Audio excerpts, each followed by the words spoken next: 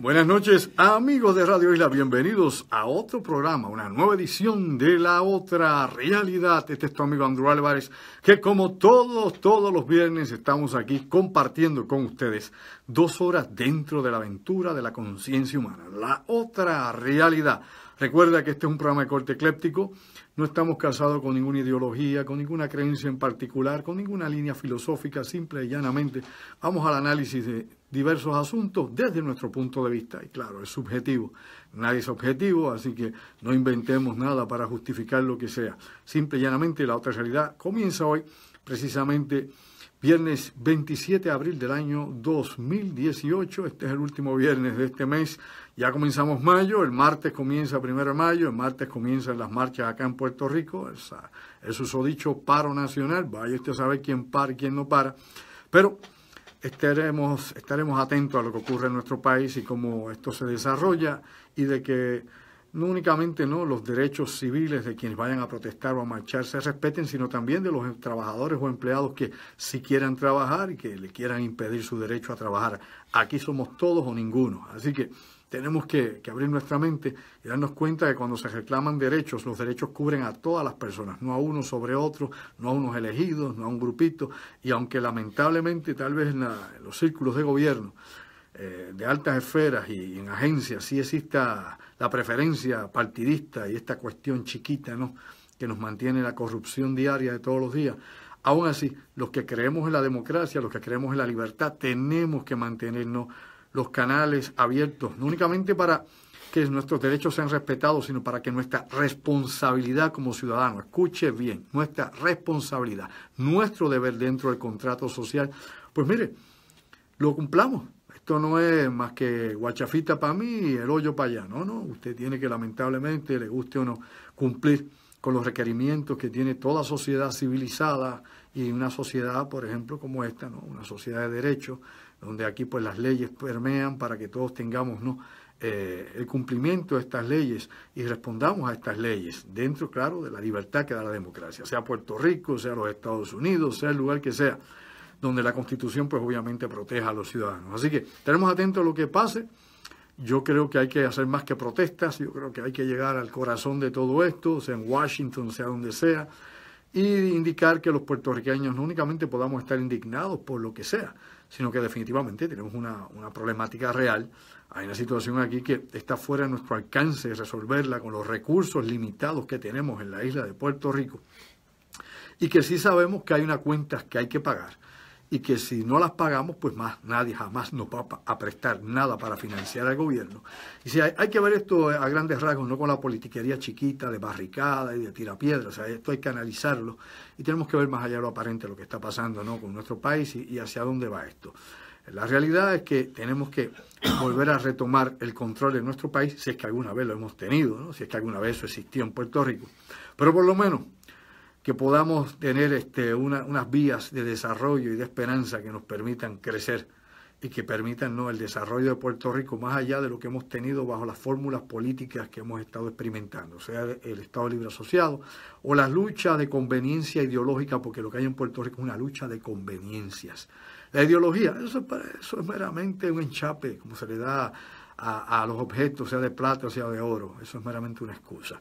Aquí son las conveniencias, aquí son los grandes intereses, aquí es la gente que quiere estar en el poder para enriquecerse, que el poder por el poder corrompe y que lo que le interesa definitivamente es repartir lo poco o lo mucho que pueda haber. En este caso, lo muy poco que hay para el pueblo y lo mucho que otros se pueden llevar. Despierta, durmiente. Y nuevamente vuelvo a señalar, este no es un programa de cargas ideológicas, porque yo ni soy socialista ni se imagine. Ni tampoco soy un capitalista de estos entregados a la vida, cortándome las venas, por el capital, obviamente, o ser un neoliberal. O sea, yo soy anarquista a mi manera, no creo en los sistemas de gobierno que explotan a sus ciudadanos, no creo que hay un grupo selecto que debe ser siempre que es escogido, sea un grupo de profesionales, o sea un grupo político, o sea una oligarquía, lo que sea que esté corriendo, la monarquía o la madre de los tomates, lo que venga, como venga. O sea, yo creo que realmente no existe todavía en este mundo la utopía, donde tengamos la representación real de los ciudadanos, de día a día, del hombre y la mujer de a pie. Es una pena, pero realmente es el tiempo que nos ha tocado vivir, pero aún así, oiga bien, y hago la salvedad, aunque estos son los tiempos que usted se queje y que yo me quejo, que vemos las cosas tan oscuras, sepa usted que esta es la mejor época de la civilización humana, o no lo sabía. Este es el mejor momento de la civilización humana. Dé paso atrás en el tiempo y se dará cuenta que nunca ha habido tantos derechos como en la actualidad. Antes no había ni siquiera voto para las mujeres, o no es así. Antes los negros eran esclavos y eran explotados. Antes éramos meramente personas sometidas por diferentes formas, desde el amo obviamente feudal hasta los imperios, desde Roma hasta los persas, sea cualquier imperio, hasta los nubios, vaya si quiere ir a Egipto, o que usted guste, busque, o los zulúes, el que usted le dé la gana. Usted puede buscar a través, longitudinalmente, a través de la historia y se da cuenta que antes la justicia no se repartía como ahora se reparte, ¿no? La justicia desde la Inquisición y mucho antes, siempre obviamente a base de unos intereses creados, como he mencionado, y de una serie de ideas, sean estas cortas o largas, o sean estas profundas, o sean meramente superchería. Este es el mejor momento que nos ha tocado vivir, con mayor cantidad de derechos civiles y derechos humanos, donde hay instituciones que los defienden, donde obviamente hay grupos que están organizados para mantener, ¿no?, que estas cosas continúen y se perpetúen. Antes usted no podía protestar en ningún lugar, porque lo iban a ahorcar en la plaza pública o lo iban a decapitar, sea en el Oriente Medio, sea en Europa, ¿no?, donde lo destripaban, en Europa lo destripaban, ahí en Gran Bretaña, y ponían su cabeza en una pica, o busque antes, o sea Egipto, donde quiera que usted no podía alzar la voz. Y obviamente la realeza era de sangre azul, la realeza era sagrada, era divina, y usted era meramente ¿qué? Usted era meramente un siervo, usted era un esclavo.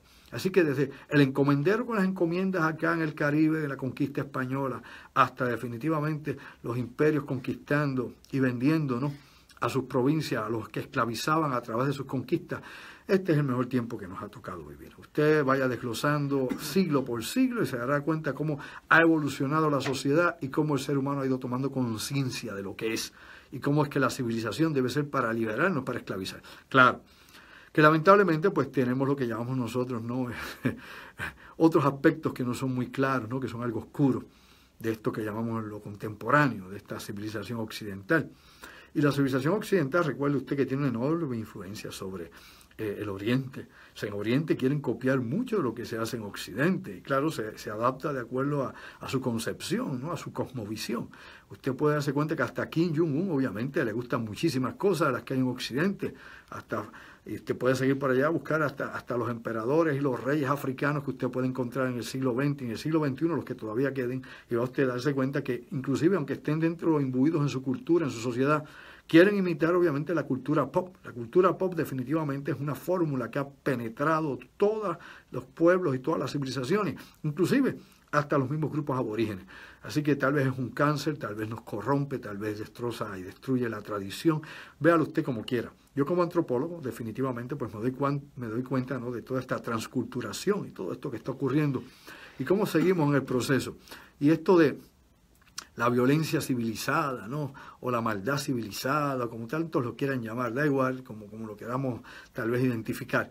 No hay duda que ahora las cosas se hacen de manera más sofisticada, de manera pues que ya usted tal vez ni se da cuenta de cómo es que lo someten, y esto es parte, ¿no?, de la psicología de masas que han aplicado con nosotros. La tecnología pues se presta para esto, mientras más hemos desarrollado tecnología, sea internet, sea televisión, sea la radio, mensajes subliminales, lo que usted quiera buscar, hay tantas estrategias y tantas técnicas para obviamente mantenernos siempre, ¿no?, imbuidos, ¿no?, en los intereses, imbuidos en que creamos lo que quieren que creamos, ¿no?, en que nos vayan acondicionando, como he dicho muchas veces, psicológicamente a aceptar una serie de premisas que no necesariamente son ciertas. Así que fabrican la realidad, fabrican los paradigmas, es lo que a usted le educan, es lo que a usted le enseñan, es la línea de pensamiento que quieren que usted siga continuamente, y en muchas ocasiones tal vez estar en contra de la corriente pues pueda traer problemas de diversas magnitudes. Y los problemas, pues bueno, todo depende de cómo usted manifieste, ¿no?, la oposición al sistema. Si usted lo hace tal vez de manera más civilizada, como lo hacemos aquí nosotros, que lo vamos en la discusión, que lo mostramos, que señalamos los puntos obviamente neurálgicos que puedan traernos toda esta situación en que vivimos en la actualidad y que nos van llevando hacia otras fronteras desconocidas en algún momento, que tienen que ver, claro, con el control mental y el control social, ¿no?, de las élites sobre la humanidad y sobre nosotros. Pues la realidad, si usted lo hace de esta manera, tal vez no sea tan dura la respuesta, pero si usted decide, qué sé yo, tomarse la justicia por su propia mano y comenzar movimientos revolucionarios fuertes, ¿no?, violentos, ¿no?, organizar, qué sé yo, cosas que tal vez se salgan de control en un momento dado, pues obviamente las represalias van a ser enormes, ¿no? Ahí vamos a encontrar, ¿no?, que a los disidentes que de esa manera o de esa forma, pues inclusive acá en el mundo civilizado, en el mundo de los países desarrollados, obviamente la represión es brutal también. O sea, que uno tiene que medir cuál es el riesgo y cuál es la fuerza que se utiliza, o si la pelea que usted lleva a cabo realmente va a sembrar para el futuro, o es meramente que usted va a dar un grito al aire y ahí desaparecer cuál vaya a ser, ¿no?, la idea o el movimiento que usted quiera promover para hacer un cambio social efectivo en pro del pueblo, no en pro de un grupo, de unos intereses, de un partido político, de unos ideólogos o de los que sean. Pues bien, gracias por estar conmigo esta noche, una vez más aquí en La Otra Realidad, siempre pensando más allá de lo aparente y tratando de ver el panorama mundial de lo que pasa aquí. Antes de entrar en materia y de hablar obviamente de las Corea del Norte, Corea del Sur, porque es un tema no solamente es recurrente en este programa, sino que es un tema de actualidad que nadie puede evadir. Vamos a anunciar lo siguiente, que tiene que ver con todo esto. Vamos a estar con nuestra próxima conferencia, sí señores, regresamos de nuevo en el mes de junio, con Un Mundo en Peligro. Lo presentamos en Ponce el pasado mes, un éxito, casa llena. Hablamos de la situación de Corea, el mar meridional de China, la situación del Oriente Medio, el conflicto de la Guerra Fría entre Rusia y los Estados Unidos, otros implicados como Gran Bretaña, Francia, los movimientos en África y muchos otros asuntos más, que inclusive el cambio climático, entre otros temas de interés que nos impactan, que nos afectan a todos y que ahora usted sabe que estamos prácticamente a un mes de comenzar, ya un poco más de un mes, unos días más, antes de comenzar el 1 de junio la temporada de huracanes. Así que vamos de nuevo a ese ciclo que es peligrosísimo, en pleno cambio climático, en toda esta situación que ocurre en el mundo. Los pronósticos no son los mejores, por ende usted tiene que tener el plan de contingencia, que se lo digo por enésima vez. Tenemos que prepararnos para cualquier cosa que pueda pasar. O sea, usted no dé las cosas que a mí me va a venir a rescatar, qué sé yo, FEMA, que si la Guardia Nacional, que si emergencias, que nada de eso va a aparecer. Y no lo aprendió con las pasadas experiencias que tuvimos el año pasado. Nada de eso va a aparecer. Y pasarán meses antes que llegue la ayuda. Y pasarán meses y meses antes que llegue la electricidad. Pasarán meses en algunos sectores antes que llegue el agua. Y eso siendo amable, en el mejor de los casos. Oiga, en el mejor de los casos. Todo depende que sea lo que nos impacte o qué situación esté sucediendo en esos momentos en los Estados Unidos y si los recursos están. Recuerde bien usted que antes Texas y la Florida fueron impactados por huracanes. Y luego María también hizo las suyas cuando subió hacia la Florida. Pero antes de eso había estado Irma, había estado Harvey. Así que ya habían recursos que se habían desgastado en los Estados Unidos. Materiales, desde los toldos hasta 60 cosas más. Así que Puerto Rico era el último en la lista. Así que piense y piense bien. Su responsabilidad, ¿no? La acción inteligente es tener un plan de contingencia con su familia. No pensar que el gobierno le va a resolver algo, porque el gobierno no le va a resolver nada. No ha podido nunca ni lo podrá hacer jamás. Usted tiene que depender de usted mismo. Y si usted es una persona que planifica, organícese con su comunidad, para que todos juntos, en la unión está la fuerza, puedan enfrentar cualquier vicisitud que pueda venir en el futuro, cualquier fenómeno natural o cualquier otra catástrofe, inclusive las producidas por el ser humano. Así que estamos con nuestra conferencia, Un Mundo en Peligro, el sábado 2 de junio, en el Speak Easy. Usted sabe lo que es un Speak Easy, ¿no? En Ojalá. Speak Easy. Ojalá es un Speak Easy, ¿no? Un restaurante y un Speak Easy. Usted se acuerda de la época del Capone, la prohibición del alcohol, los años 30. Pues el Speak Easy era un lugar que tenía escondido dentro de los sitios de música, de donde iba la gente a los nightclubs, a los clubes nocturnos, donde pues se entraba por una puerta secreta o se entraba, qué sé yo, por un closet o alguna cosa así. Y se iba a un lugar donde se vendía allí pues el licor que era obviamente prohibido, ¿no? Por la prohibición, el licor que era ilegal. Y eso se llama un Speak Easy, ¿no? Habla suave, habla despacio, habla con calma, pues, no muy gritado para que no nos coja el leonés o el que aparezca en aquel entonces. Pues es un concepto que también ha crecido en Puerto Rico, hay unos cuantos Speak Easy de esto, y así lo que podemos hacer es pues tener usted su lugar, un lugar encantador como es este Ojalá, allá en Caguas, donde estaremos dando más información. Esta conferencia, vuelvo a recalcar, Un Mundo en Peligro, está actualizada. Con todo lo que está pasando ahora, siempre las vamos procesando, evolucionando de acuerdo a lo que está ocurriendo. Y ya cuando llegue acá a San Juan, pues tendremos algo diferente a lo que pasó en Ponce y ya habrá cambiado algo a lo que pasó en Caguas. Y así, según vayamos en nuestro tour alrededor de la isla de Puerto Rico. Así que están invitados a Un Mundo en Peligro el sábado 2 de junio en Ojalá Speak Easy, ¿okay? Para que vaya allá y calladito, ya usted sabe. Bueno, par de cosas. Kim Jong-un, Moon Jae-in. ¿Quiénes son estos señores? Bueno, Kim Jong-un obviamente es el dictador de Corea del Norte. Moon Jae-in es el presidente de Corea del Sur. Recuerde usted que la Corea del Norte se llama la República Democrática de Corea. Y cada vez, y lo he dicho aquí, lo voy a mencionar una vez más, por enésima vez, cada vez que usted veía un país socialista o un país de corte comunista, siempre decía, era la República Democrática de tal cosa, la República Democrática de Alemania, la República Democrática de Congo, cuando era comunista, ¿no? En la época que los cubanos pelearon allí, etcétera. Uganda, todas partes, usted va a encontrar que donde quiera que haya habido un gobierno de esta índole, era una república democrática, pero eso era meramente el título, ¿no? No representaba realmente el control social o la ideología liberal que pudiese haber allí, eran obviamente controles militares.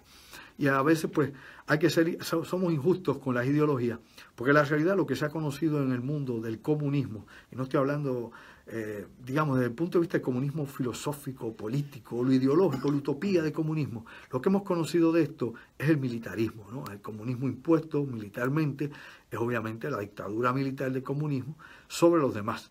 ¿Ok? Algunos llaman dictadura del proletariado, le pueden llamar de 20 formas, da igual. La realidad es que no ha funcionado porque a la fuerza con el tiempo todo se desgasta. Y llega el momento en que los pueblos crean una resistencia no solamente existencial, sino una resistencia social que va transformando poco a poco, ¿no?, las bases de cualquier revolución. No importa la que sea, no importa cuál sea el origen de esta revolución. Pero bueno, lo que voy con esto, para no irnos por allá. Kim Jong-un, Moon Jae-in se reunieron, históricos. Y curioso, publicamos en nuestra página, ¿no?, el video cuando Kim Jong-un, pues obviamente cruza Corea del Sur, ¿no?, una pequeña rayita, y luego allí cae en el suelo, ¿no?, una pequeña marca, y luego invita al presidente Moon de Corea del Sur a ir a Corea del Norte. Y ahí, fantástico, bien simbólica la cuestión. Y todo el mundo tiene la esperanza de que esto obviamente traiga un armisticio. Recuerde usted que de 1950 al 53 estuvo esa guerra de Corea encendida. Esa es la guerra donde más puertorriqueños han muerto. No fue Vietnam ni la Segunda Guerra Mundial, es la guerra de Corea. Allí tenemos claro a nuestros heroicos hermanos, el 65 Infantería, que hizo historia, inclusive el juicio que se hizo contra el 65 Infantería, cómo se trató de denigrar a esta unidad puertorriqueña, a este grupo de combatientes, a este grupo de patriotas, a este grupo de valientes, y todo, ¿no? La historia del 65 Infantería es interesantísima, y cómo fue que luego pues, se eliminó del ejército de los Estados Unidos. Pues bien, ahí estuvieron los Buccaneers, ¿no? Los Buccaneers estuvieron allí peleando. Es el lugar, como he dicho, es el conflicto donde los Estados Unidos se ha involucrado, donde más puertorriqueños han muerto. Fue Corea. Nuestros abuelos, nuestros tíos, muchos de ellos estuvieron en ellos. Luego, pues, tuvimos Vietnam, terrible. Pues bueno, la cuestión es que obviamente no se firmó ningún armisticio, ¿no?, ningún tratado de paz. Ya todos saben, todos sabemos que lo que ha habido es un alto al fuego. Ahora se está buscando llegar obviamente a ese armisticio, llegar obviamente a esa paz vigilada, a esa paz compartida. Kim Jong-un ha dado un pie al frente. Hay que recordar que hace escasamente un mes y pico atrás, Mike Pompeo, el actual secretario de Estado norteamericano, porque el Senado norteamericano ya lo aprobó como secretario de Estado y que era el director de la CIA, pues Mike Pompeo se reunió como director de la CIA con Kim Jong-un en secreto. Ya han salido las fotografías, de hecho, se han publicado en los Estados Unidos las fotografías de esta reunión. Y todo esto para tratar de darle algún tipo de significado a la intervención norteamericana. Y me explico para que usted me entienda. Fíjese usted que esto se ha dado tan rápido entre las dos Coreas que no ha dado tiempo a que Trump sirva de catalítico. Él puede intervenir directamente como tal vez el héroe de la película. Simplemente quedó a un lado. Esto es una cuestión entre las Coreas. Y entre Corea del Norte y Corea del Sur, pues bueno, han dialogado. Esta reunión no quiere decir que ya hay paz, no se llama engaño, ni quiere decir que las dos van a colaborar, ni quiere decir tampoco que las dos se van a unificar. O sea, simplemente es un paso a algo que hay que seguir obviamente procesando y desarrollando. O sea, las dos Coreas, y lo he dicho aquí muchas veces, tienen una enorme cantidad de diferencias. Muchas. Primero, la organización social de las dos Coreas. Segundo, el sistema político de las dos Coreas. Tercero, la economía, los modos de producción, los medios de producción son total y completamente diferentes. La educación, los niveles de educación entre una Corea y la otra. La calidad de vida de una Corea versus la otra. Vis a vis así encontraremos un sinnúmero de diferencias, ¿no? Tienes más de 25 millones de personas que viven en Corea del Norte. Y si se unificaran, ¿cuál es el sistema que va a gobernar la península de Corea? Le pregunto yo a usted, ¿cuál es? La dictadura de los Kim. ¿Usted cree que los coreanos del sur van a aceptar ese dictador allí? Por amor a Dios, boludo. ¿Usted cree eso a estas alturas de la vida? ¿Con qué lo quiere? ¿Con coco o lo quiere con cherry? Pues claro que no. ¿Usted cree que Kim Jong-un va a ser desplazado, que él va a permitir que entonces llegue la democracia a su país, que elijan a otro y que lo saquen a él del medio, al gordito? Por favor, vea más allá lo aparente, no sea simplista. Pues claro que no. O sea, esto no quiere decir que va a haber unificación de las Coreas, no, que Vietnam del Sur, Vietnam del Norte, no, eso es una historia total y completamente diferente. Y dentro de Vietnam del Sur estaba el Vietcong, y había millones, no 100, ni 1000, ni 100.000, millones de vietnamitas del sur que querían unirse a Vietnam del Norte porque la calidad de vida era paupérrima en su país y porque la explotación a la que estaban sumergidos, no por la dictadura con un enchape de democracia aparentemente por arriba, definitivamente los hacía vivir en la más grande de las pobrezas y no se les prometía nada. Por eso es que se pudo crecer y ya se pudo alimentar una revolución interna en Vietnam. Entonces en Vietnam los soldados norteamericanos peleaban con los del norte y peleaban con los del sur a la vez. Usted no sabía si era su aliado o no. Y había muchos que estaban infiltrados dentro del ejército de Vietnam del Sur. Y estaba el Vietcong, que eran los que usaban las pijamas negras aquellas, como decían los militares norteamericanos. Sí, eso se atacaban de noche. Bueno, a lo que voy con esto, para no darle vuelta a la noria, simplemente un poco de trasfondo histórico y las diferencias que puedan haber, es que hay gente que habla, las Alemanias se unificaron. Bueno, las idiosincrasias son diferentes. Y obviamente hay cosas que no juegan de la misma forma, de la misma manera. Cuando cayó el muro de Berlín, cayó la Alemania democrática, que era la Alemania comunista. Claramente Alemania occidental, ¿no? la Alemania federal, pues tuvo que cargar con el encantazo económico de toda la Alemania empobrecida, que era la Alemania federal. La Alemania democrática estaba completamente empobrecida, subdesarrollada. Claro que Alemania tiene otros recursos y Alemania tiene otra forma de vida, ¿no? Y claro, la idiosincrasia de los pueblos no son los mismos. Usted no puede usar la misma fórmula con todos los pueblos porque no funciona. Ya se cuenta en Puerto Rico que las fórmulas que tal vez trabajan en otras regiones del mundo o en otras sociedades son incompatibles con nosotros, así que no las podemos imponer para que el país funcione de alguna forma o manera, que es lo que fallan algunos ideólogos políticos y analistas del país. A lo que voy con todo esto. Aunque no creo que vaya a haber una unificación en mucho tiempo, por las diferencias que hay profundas, sí creo que puede ser un avance para la paz. Probablemente se lleguen a unos acuerdos, ¿no?, que sean trascendentes para los dos países y de colaboración económica, que creo que es lo que se está buscando realmente. Kim Jong-un obviamente habló para las gradas cuando dijo, bueno, que esta es una parte nueva de la historia, es verdad, pero cuando habló de que la unificación de las Coreas, pues claro, yo creo que más bien fue una metáfora para llenar, ¿no?, las expectativas que algunos tienen, por ejemplo, los que estén en Corea del Norte, de ver que su calidad de vida pueda subir. Yo creo que hay muchas diferencias todavía. En alguna forma, en alguna medida, tal vez se pueda negociar la salida de los soldados norteamericanos de allí, que puede ser tal vez parte de la negociación. ¿Por qué? Porque no todo el mundo en Corea del Sur está feliz con las bases norteamericanas allí, no lo crea. Hay grupos que sí lo apoyan y hay grupos que quisiesen que bombardearan, ¿no? Coreanos del Sur que quieren bombardear a Corea del Norte. Y vis a vis debe haberlos también. Siempre hay estos radicales.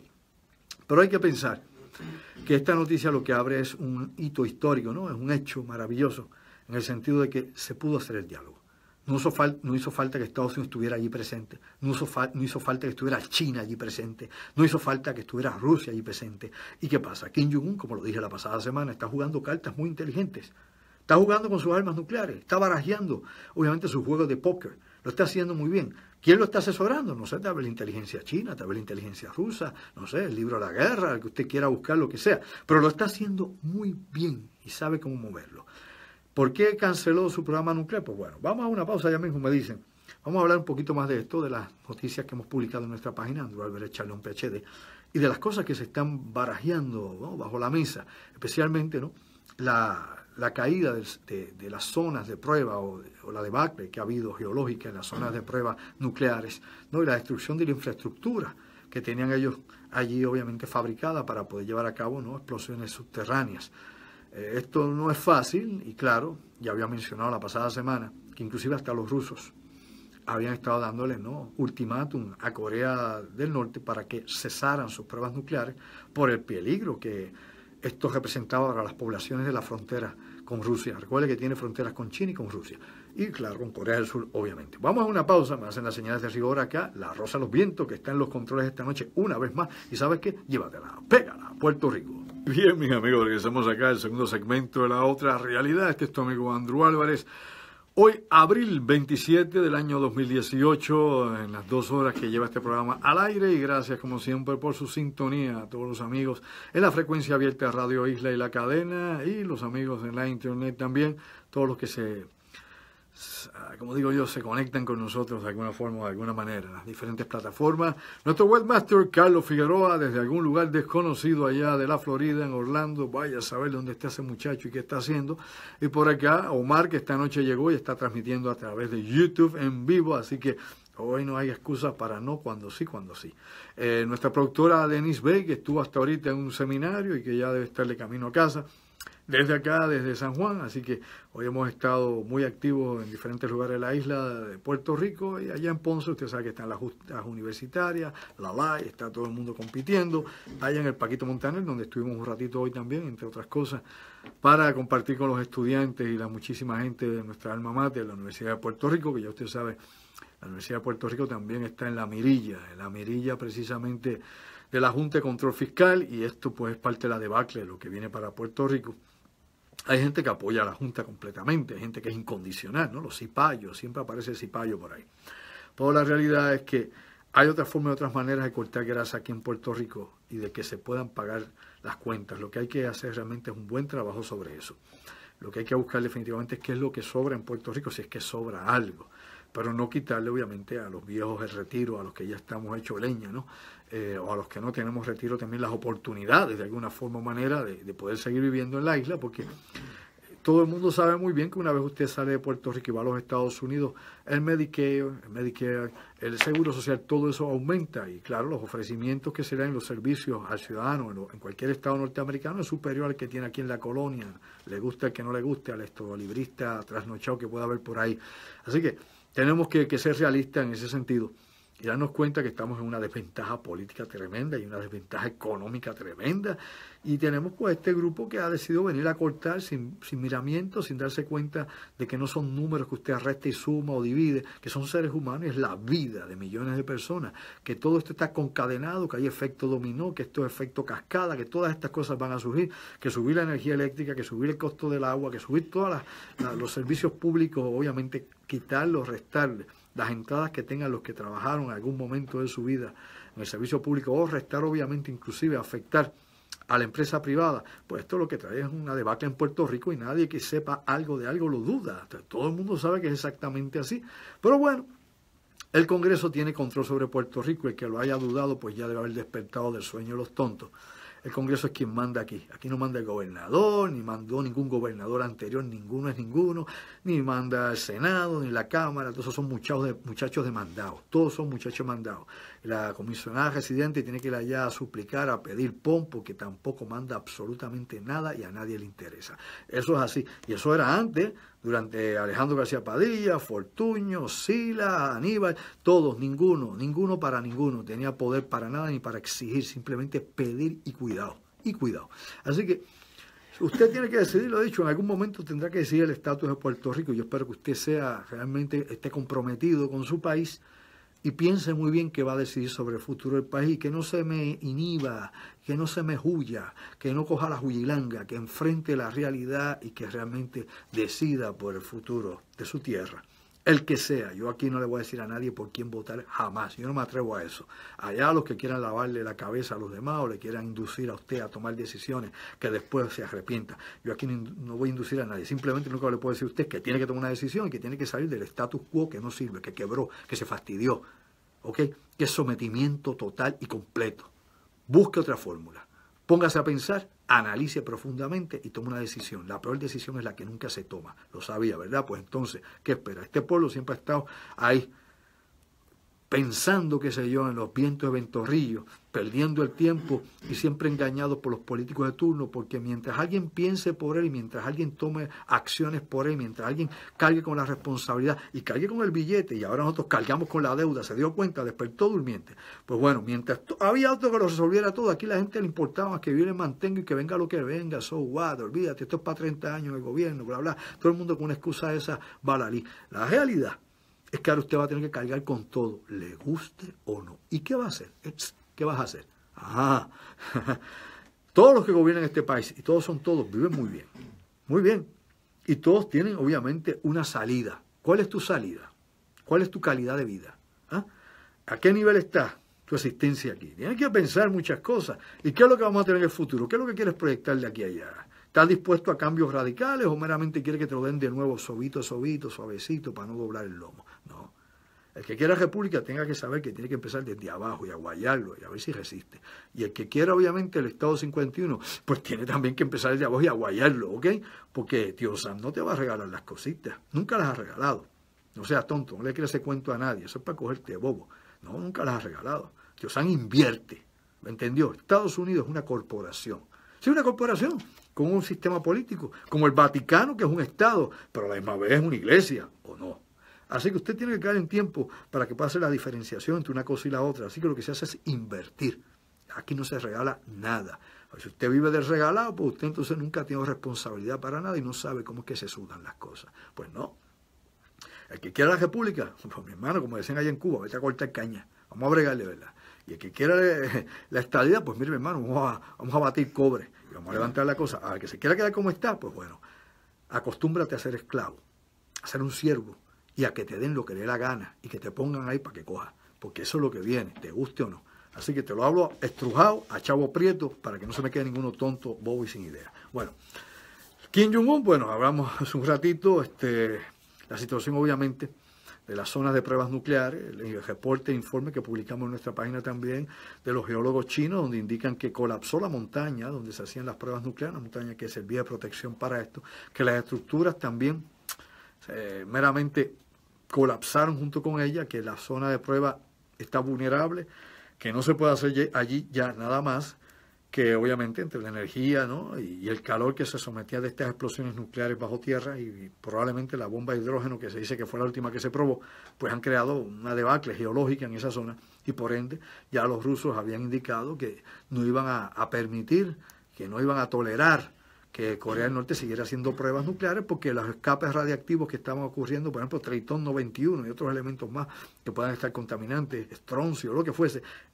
obviamente iban a llegar por las corrientes de viento hacia los poblados que hay de Rusia en la frontera con Corea. Así que, Corea del Norte, así que no, güey, Felipe, no, para allá no.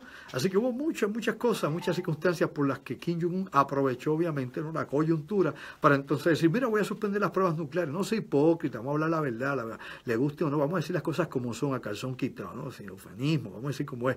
La realidad es esa, ya no puede hacer más pruebas nucleares allí, ya no tiene la infraestructura. O sea, ya no tiene los sistemas, no funciona. Por ende, pues lo mejor que hago es decir que las voy a parar para que entonces empecemos negociaciones y conseguimos una reunión con Trump. Y mientras todo el mundo dice que Trump aplaude o no, sepa usted y busque las declaraciones de Trump, que está pensando, ahora está repensando si se reúne con Kim Jong-un o no. ¿Por qué? Porque el espectáculo grande fue ayer. Fue obviamente el cruce en la frontera, fue la reunión, no de las dos Coreas, de los dos presidentes, o del presidente y del dictador, como usted lo quiera ver, da igual. Ya no es Trump allí nadie habló de Trump, a nadie le importaba un pepino angolo, Trump y la peluca. Así que, ¿cuál es el cuento? Así que ahora pues va a ver si se reúne o no, lo ha puesto así. La reunión que sí todo el mundo está esperando es la reunión de Vladimir Putin y obviamente de Donald Trump. Esta reunión que se debe dar en verano, es cumbre, ahí sí hay que ver porque hay demasiadas cosas, ¿no?, relacionadas aquí. Y la situación de Siria sigue empeorando. En vez de mejorar, obviamente, con la derrota del Estado Islámico, de Daesh, recuerde que Daesh es el nombre árabe del Estado Islámico, pues la cosa ha seguido, obviamente, recrudeciéndose más. Las fuerzas especiales norteamericanas están ahí activas.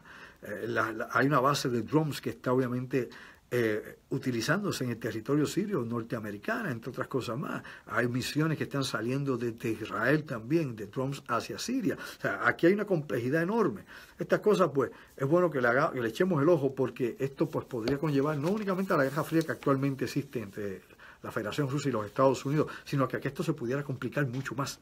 Por eso es importante que le demos seguimiento a todo esto. Pues bien, otro tema, y que quiero traerlo también, tiene que ver con un poco con la historia, son los documentos del asesinato, ¿no?, del complot contra el presidente John Fitzgerald Kennedy, ¿no?, John F. Kennedy. Usted sabe muy bien que la versión oficial dice que Lee Harvey Oswald lo mató desde un almacén de libros, ¿verdad? Disparó 3 disparos, le voló la cabeza, le metió un tiro por la espalda, otro más. Bueno, toda la historia oficial que se ha dado allí en Elm Street, donde iba obviamente en 1963, noviembre de 1963, presidente John F. Kennedy. Luego usted sabe muy bien la historia corta y rápida, pues nada, Jack Ruby lo mata allí en la parte casi del sótano, el garaje, cuando iban a sacar allá en el cuartel de la policía de Dallas, mata con un revólver a Elias B. Oswald y luego pues muere en la cárcel de cáncer Jack Ruby. Bueno, una historia breve, para no complicarla mucho. Pues bien, el año pasado se liberaron una serie de documentos. El año pasado, el Departamento de Seguridad Nacional y la Agencia Central de Inteligencia le indicaron al presidente Donald Trump que había que restringir muchos de estos documentos porque podrían revelar información comprometedora para los sistemas de inteligencia norteamericanos y de los procesos, obviamente, de investigación. Que por ende, lo importante aquí era tratar de retener esa información, ver qué documentos se pueden censurar o qué información neurálgica, no sensitiva, podía ser eliminada para que no llegara a los ojos de todo el mundo, sea a través del acta de libre información, sea a través de la publicación o del ciclo que se supone que se iba a seguir para ir liberando documentos sobre esto. Yo he mencionado aquí, lo digo por enésima vez, de que hay más de 700 y pico de documentos exclusivamente de Lee Harvey Oswald y todos siguen siendo clasificados. Nadie, absolutamente nadie puede entrar a chequear esos documentos, ni historiadores, ni investigadores, nadie. Inclusive ni los senadores, ni los representantes norteamericanos, ni los congresistas pueden ver esos documentos. ¿Qué es lo que tiene que ver con Oswald? Que hay que taparlo tanto. Bueno, pues no sé, no me voy a poner a especular aquí con la teoría de conspiración, ni me voy a hacer pajas mentales. La realidad es que hay algo ahí, en todos esos documentos, que definitivamente desnuda los sistemas de inteligencia norteamericanos, que está implícito de que obviamente habían otras cosas que no es lo que el reporte Warren dijo sobre la muerte de Kennedy, y que no es la versión oficial que nos han metido por ojo, nariz y boca, y que los escépticos que saben y no saben, pues aseguran de que fue un solo hombre, una sola persona, que todo lo demás es parte, ¿no?, de las leyendas urbanas que se han creado de la muerte de Kennedy, las teorías de conspiración y bla, bla, bla, bla, bla. Bueno, hay que ver más allá, lo aparente de todo esto. La realidad es que hay 15.000 y pico de documentos, no me acuerdo, son 15.000 y pico de ellos, que van a ser retenidos. Primeramente porque fueron examinados por los comités de seguridad y porque le dijeron al presidente, ¿no?, sus asesores de inteligencia y la CIA y todos ellos le dijeron, mire, señor presidente, eso es comprometedor, no se puede dar, aparte de que se señala y se menciona aquí a informantes que tuvimos durante todo ese proceso y a lo mejor pudiese haber algún informante vivo y pudiera haber consecuencias nefastas contra esta persona. No creo que haya muchos de ellos vivos en la actualidad. La realidad es que cuando se dio una fecha de liberar estos documentos, sea el 2021 y otros se dieron para el 2035, etcétera, era para que nadie de los que estuvieron implicados en el asesinato de Kennedy o en el complot o en la conspiración o en lo que rayos que haya pasado realmente, o los que hayan sido las organizaciones, haya sido no un golpe de Estado dentro del Departamento de la Defensa, la CIA y todos los que estuvieron ahí, o hayan sido los cubanos, o hayan sido los mafiosos, o haya sido el mismo Lee Harvey Oswald utilizado como diríamos, como un peón, pues no estuviesen obviamente vivos y no se los pudiese acusar de nada. Aquí hay muchas cosas definitivamente que están torcidas y que pues son sospechosas. Pero una cosa es lo que uno puede sospechar, inclusive una cosa es lo que uno puede saber y otra cosa, como dice el proceso de justicia, es lo que usted puede probar en una corte. Pues bien, aparte de eso hay sobre 500 y pico de documentos también que todos tienen algún tipo de implicación legal, que no pueden ser tocados porque obviamente están bajo protección legal y las cortes son los que tienen control sobre él por una serie de procesos que hay en particular. Estos son pues una enorme cantidad de documentos que no vamos a ver, tal vez hasta el 2021, algunos de ellos, otros pues nunca los vamos a poder ver. Así que la cuestión de Kennedy sigue el enigma sobre su muerte, su asesinato. ¿Quién mató a Kennedy? Pues bueno, la realidad le digo yo a usted lo siguiente. A Kennedy lo asesinaron todas sus ideas, fueron sus ideas. A Kennedy lo asesinó todos los proyectos que quería tener. Y sus ideas eran ideas liberales. Kennedy era un liberal. Kennedy quería cambiar el mundo, quería eliminar la CIA, quería obviamente poner los impuestos sobre las petroleras y las multinacionales, no sobre los ciudadanos. Busque el portfolio, busque el récord completo. Quería eliminar las armas nucleares, quería acuerdos de colaboración con Rusia, quería eliminar más adelante al ejército. O sea que definitivamente sus ideas lo mataron. ¿Por qué lo mataron sus ideas? Bueno, porque chocaron contra los grandes intereses del bloque militar industrial farmacéutico que Eisenhower le había advertido anteriormente a él y a la comunidad norteamericana. y muchas cosas más. Bueno, algún día tal vez lo sepamos, tal vez nunca lo sepamos. Así que estamos ante todas esas cosas que están ahí frente a nosotros. Mientras eso pasa, y había mencionado al principio del programa la situación esta del próximo 1 de mayo y las protestas en Puerto Rico, o el llamado paro nacional, si es que es nacional, lo que vaya a pasar aquí, no sé. Habrá gente que protestará, yo tengo que trabajar. Lamentablemente así es la vida, así que yo tengo que cumplir con mis compromisos profesionales, no puedo dejar de parar, porque lo que yo haga ni va a cambiar, ni va a traer nada. Sí, realmente tengo trabajo que hacer. Pero esto es lo que sí puedo decir. Usted se dio cuenta, por ejemplo, como en Armenia se organizó el pueblo y sacó al presidente de allí. El presidente tuvo que dimitir, tuvo que renunciar. En Armenia, la pasada semana, eso fue un pandemonio, 10 días de protestas masivas hasta que sacaron al presidente de Armenia allí, a Serge Sarkisian. Y recuerde que Armenia era parte, ¿no?, de las antiguas repúblicas socialistas de la Unión Soviética, era una de ellas. Y pues allí se ha formado un salpa afuera, sin llegar obviamente a una revolución armada, nada por el estilo, y este señor tuvo que renunciar porque lo que tenían allí en una oligarquía, allí tenían un control, quería perpetuarse en el poder, quería ser ahora el primer ministro, lo había nombrado la asamblea primer ministro, algo parecido a lo que Vladimir Putin ha hecho en Rusia, que se quiere perpetuar por siempre y para siempre. Usted va a tener 12 años más a Vladimir Putin hasta el día que se quiera quitar o se muera. Así que ahí tiene, obviamente, cuando Vladimir Putin no era presidente, era primer ministro de Rusia, o no es así. Tiene que darse cuenta de todo eso. Importante es que también tenemos que ver lo que está pasando en Nicaragua. O sea, en Nicaragua también ha habido protestas masivas, obviamente, por los retiros y un sinnúmero de cambios económicos o socioeconómicos que estaba, obviamente, el presidente Ortega, Daniel Ortega, de los antiguos sandinistas allá nicaragüenses, ¿no?, los que sacaron del poder a Tachito. ¿Se acuerda usted de Tachito? Somoza. Pues bueno, los Somoza, que eran unos dictadores fascistas ultraderecha allá en Nicaragua, pues bueno, pues estaban también, ahora usted tiene un dictador de izquierda también, así que no se llama engaño. Aquí los extremos se tocan, lo sabía usted, ¿verdad? Los extremos, más de lo mismo, no importa cómo lo pinte, el color es lo que cambia. Importante aquí, siempre hay unas élites que se aprovechan del poder que tenga del partido, sean democráticos o sean socialistas, el que sea, siempre la élite es la que gana, el pueblo se fastidia. Y eso es en todas partes. Hago un estudio consensuado de esto, ¿no? O sea, hago una cosa profunda sobre esto, hago un análisis real sobre esta situación. Ok, pues ya vemos las protestas que están surgiendo precisamente allá también, en Nicaragua. Hubo que echar para atrás con los planes que tenía el gobierno de Nicaragua.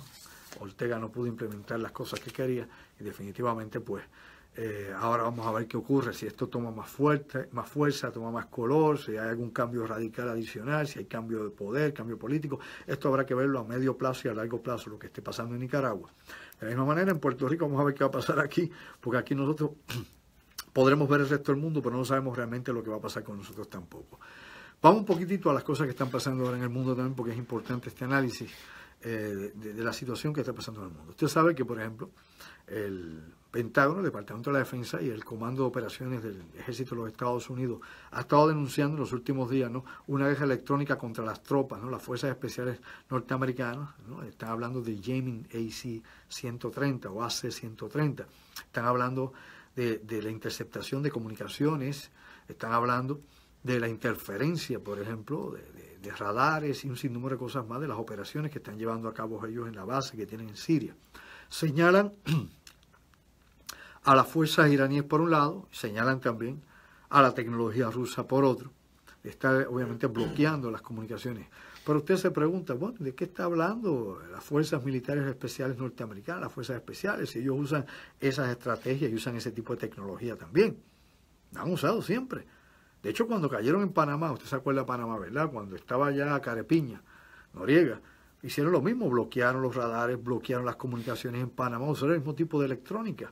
Aquí en Puerto Rico, para que usted sepa, cuando estaba la base de Rupert Rhodes, acá pues había ensayos continuamente y simulacros de guerra electrónica, y se hacían allí en el canal de Anegada y en Vieques y en Rupert Rhodes.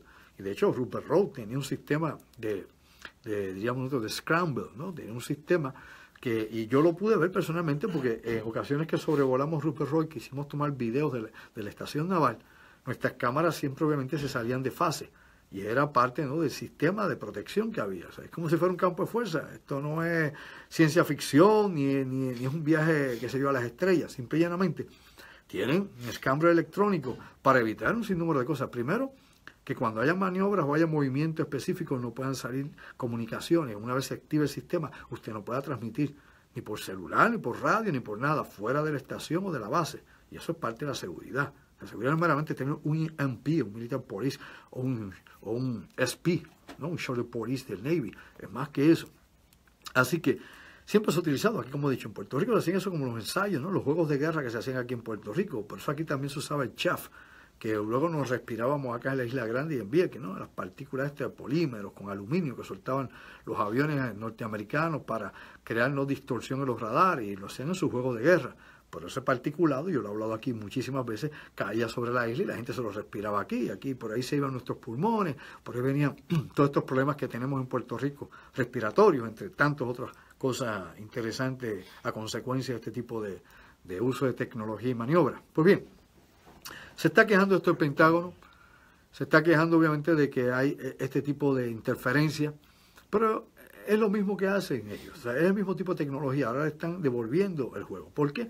Porque Estados Unidos está ilegalmente en Siria. O sea, yo no estoy a favor de Putin, yo no soy a favor de Rusia, no creo en la guerra de Siria, no me gusta Assad, creo que es un asesino también. No me gusta el Estado Islámico, son unos criminales, son unos mercenarios pagados por terceros, sea Arabia Saudí, sea Israel, o inclusive los norteamericanos, quienes quieran que estén con ellos, la CIA, según algunos indican. Claro que hay que presentar la evidencia para que esto se pueda fundamentar, no meramente porque me parece, nos vamos más allá de eso. Así que, claro que no, y muchas otras cosas ahí que todos sabemos que son muchos grupos que son de doble acción, como dobles agentes y tantas cosas más que están implicadas en la relación de Siria y en el conflicto de Oriente Medio.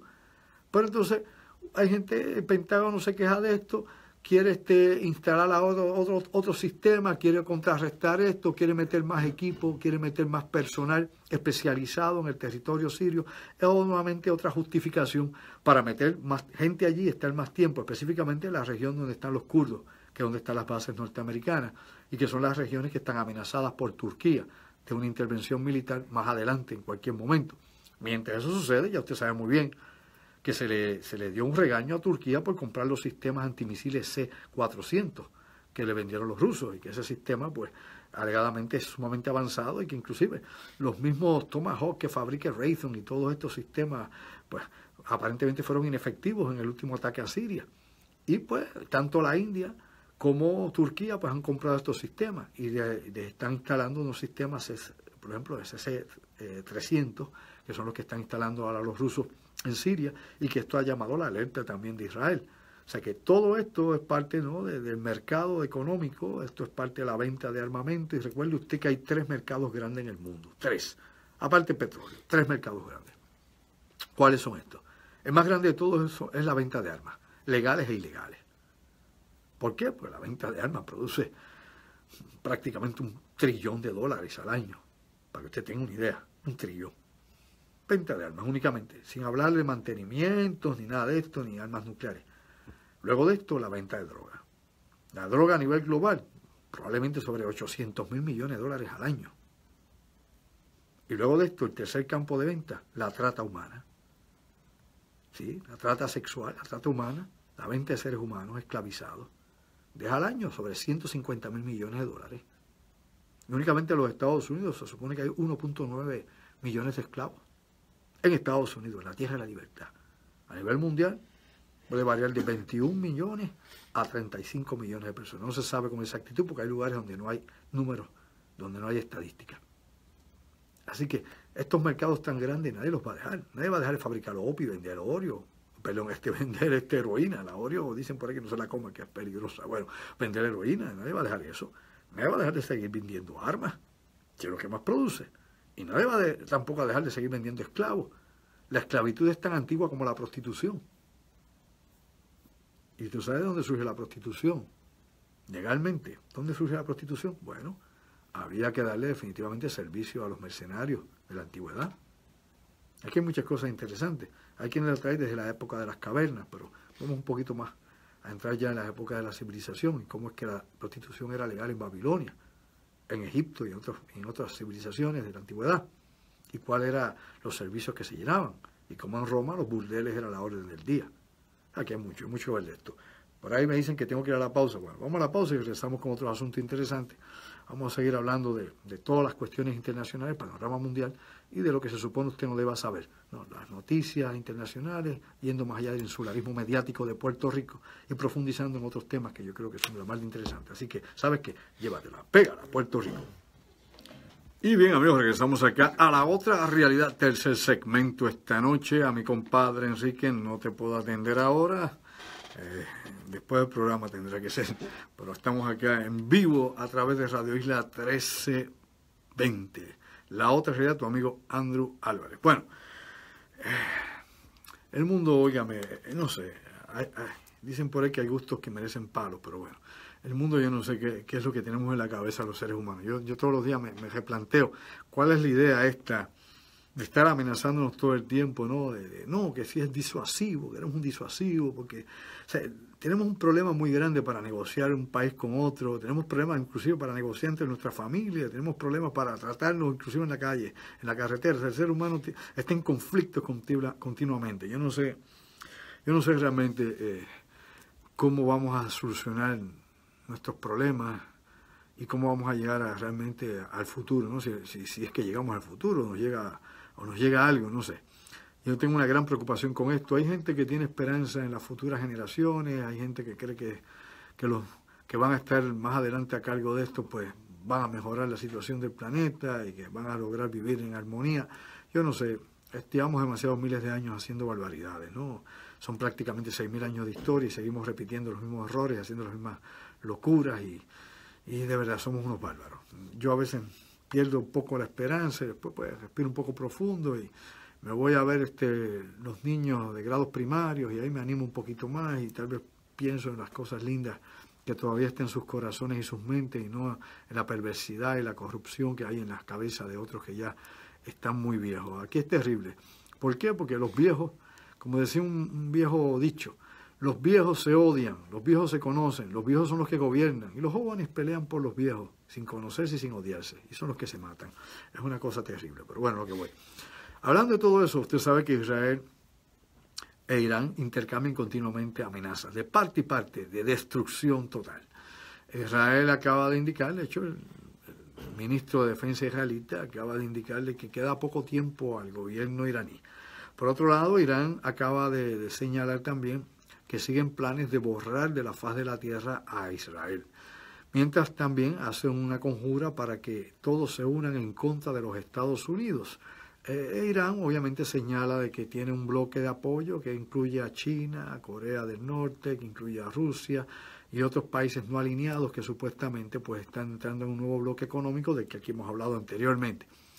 Este conflicto de Irán pues es empujado, Estados Unidos se ve relacionado en este conflicto, no porque Estados Unidos tenga algún problema con Irán, vamos a hablar como es, pero usted vea qué es lo que pasa entre los iraníes y los norteamericanos. Los norteamericanos primeramente no tienen negocios en Irán, no tienen fronteras con los iraníes, no tienen nada por qué disputarse con los iraníes, pero sus aliados sí tienen problemas con Irán. El mayor aliado, los dos mayores aliados norteamericanos en el Oriente Medio tienen problemas con Irán. Su mayor aliado económico, Arabia Saudita. Su mayor aliado político, el Estado israelita o el Estado de Israel. Claramente que Irán pues, tiene luchas con Israel porque son una antítesis del otro. Y claro que Irán tiene problemas con Arabia Saudí porque uno representa a la fe chiita, que es Irán, y la otra la fe sunita. Y porque Arabia Saudí ha sido el epicentro de todo el mundo islámico por siglos. Ahí está la Meca, ahí está Medina, ¿no? Por decir algunas de las cosas que hay allí, donde está allá en la Meca, donde está la Kaaba. Así que es el centro de peregrinación, es el centro del mundo islámico, la segunda religión más grande del planeta y que es la que de más crecimiento en la actualidad. Así que claro que todo esto tiene una serie, ¿no?, de intereses en conflicto y de planes que pudiesen darse más adelante si alguno de estos países fuera desplazado. Así que las amenazas siguen, ustedes saben muy bien, y lo hablamos aquí por años, y en la actualidad ya se sabe, el Estado de Israel y el gobierno real, ¿no?, la monarquía de Arabia Saudí, tienen una estrecha relación. Hay una relación de colaboración de inteligencia, colaboración inclusive militar, como está pasando con Egipto e Israel. Y recuerde usted que Israel y Egipto hasta la década de los 70 eran enemigos acérrimos. En dos grandes guerras estuvieron involucrados. Así que se da cuenta usted como aquí las cosas cambian dependiendo a qué es lo que cada cual quiere y cómo se ajusta a los tiempos en que se está viviendo. Las cosas cambian. Y claro, las relaciones y las alianzas también cambian. Y eso lo hemos explicado muchas veces. Pues bien, sigue la amenaza entre ambos países. Israel tiene armas nucleares. Irán, pues, no las tiene, alegadamente, Pero sí existe el peligro que todo el mundo ha visto ya y que se le ha señalado, inclusive se le ha dicho al presidente Trump que no rompa el tratado que hay nuclear con Irán, que llevó a cabo el presidente Barack Hussein Obama, que de hacer esto, y se lo han dicho desde los rusos, se lo han dicho los senadores, se lo han dicho sus asesores militares, se lo ha dicho todo el mundo, se lo ha dicho hasta el general Mattis, ¿ok? Mattis se lo ha dicho, no una vez, no dos, le han dicho, no rompa este tratado. Romper este tratado es dejar, obviamente, esto por la libre, y obviamente esta gente va a continuar con su programa nuclear. ¿Qué ha dicho el presidente Trump? Y busque usted, revise un poco las declaraciones del presidente Trump, son muchas, yo sé, no se vaya únicamente por el Twitter, se vuelve loco y sin idea. Busque un poquito más allá. ¿Qué va a encontrar? Pues dice el presidente Trump que él va en vías de cancelar este tratado, pero que mientras lo cancele también advierte que no va a permitir que Irán haga pruebas nucleares ni que siga su programa nuclear. Y la pregunta a rigor es la siguiente, ¿cómo rayo lo va a evitar? Si rompe el pacto ya no hay compromiso ninguno, rompe el pacto, pone sanciones contra Irán, pero entonces ¿cómo rayos va a creer él que va a poder evitar que obviamente Irán se arme, como Estados Unidos anteriormente no pudo evitar que Corea del Norte se armara con armas nucleares? Así que definitivamente es un callejón sin salida. ¿Y qué es lo que pasa? Pues el enfrentamiento histórico entre Estados Unidos y Irán se debe, como he dicho hace un momento, por Israel y por Arabia Saudita, sus dos socios en el Oriente Medio, al que obviamente pues tiene que defender, con el que está relacionado y donde sus intereses económicos y políticos corren para control de la región. Eso es tan elemental como eso. Así que estamos ante esa situación. Es interesante por demás, pero también muy peligroso. Así que romper ese pacto, nuevamente ese tratado, pues conllevaría a poner aquella región allí, obviamente, al rojo vivo, más de lo que ya puede estar. Afectaría definitivamente el equilibrio militar de la región y podría haber implicado una serie de situaciones que estarían fuera de control, que podría llevar a un conflicto mucho más grande de lo que imaginamos nosotros. Israel definitivamente no va a permitir las pruebas nucleares. Israel no va a permitir que Irán tenga armas nucleares. Como no permitió, yo aquí lo he explicado y lo he presentado en conferencias, que Siria lo hiciese, cuando Siria estaba construyendo su reactor nuclear con técnicos de Corea y de Irán, que hizo Israel, bombardeó y destruyó el reactor nuclear de los sirios. Lo mismo hizo con Irak, cuando Saddam Hussein tenía su programa nuclear, que hicieron los pilotos israelitas. Bombardearon y destruyeron los reactores donde estaban construyendo los reactores nucleares. Claro, estaba en proceso de construcción, que es el momento en que usted destruye un reactor. Nadie inteligente o alguien que crea que sabe algo, sea militar, o sea ingeniero, o sea estratega, o sea lo que sea, bombardea y destruye un reactor que tiene obviamente combustible radiactivo. Eso es prácticamente equivalente a crear una superbomba sucia, o casi peor aún que un estallido nuclear, mucho peor que un estallido nuclear, porque hay más radiación de la que produce un estallido nuclear, y va a durar mucho más la contaminación. Va a ser prácticamente incontenible. Así, a lo que voy con esto es que Israel destruyó, sí, el reactor de Saddam Hussein en Irak y el reactor de Assad lo destruyó en el momento que se construían, cuando no había combustible radiactivo. Pero atacar en estos momentos y destruir reactores nucleares en Irán con combustible radiactivo es una locura. Llevaría esto a una hecatombe.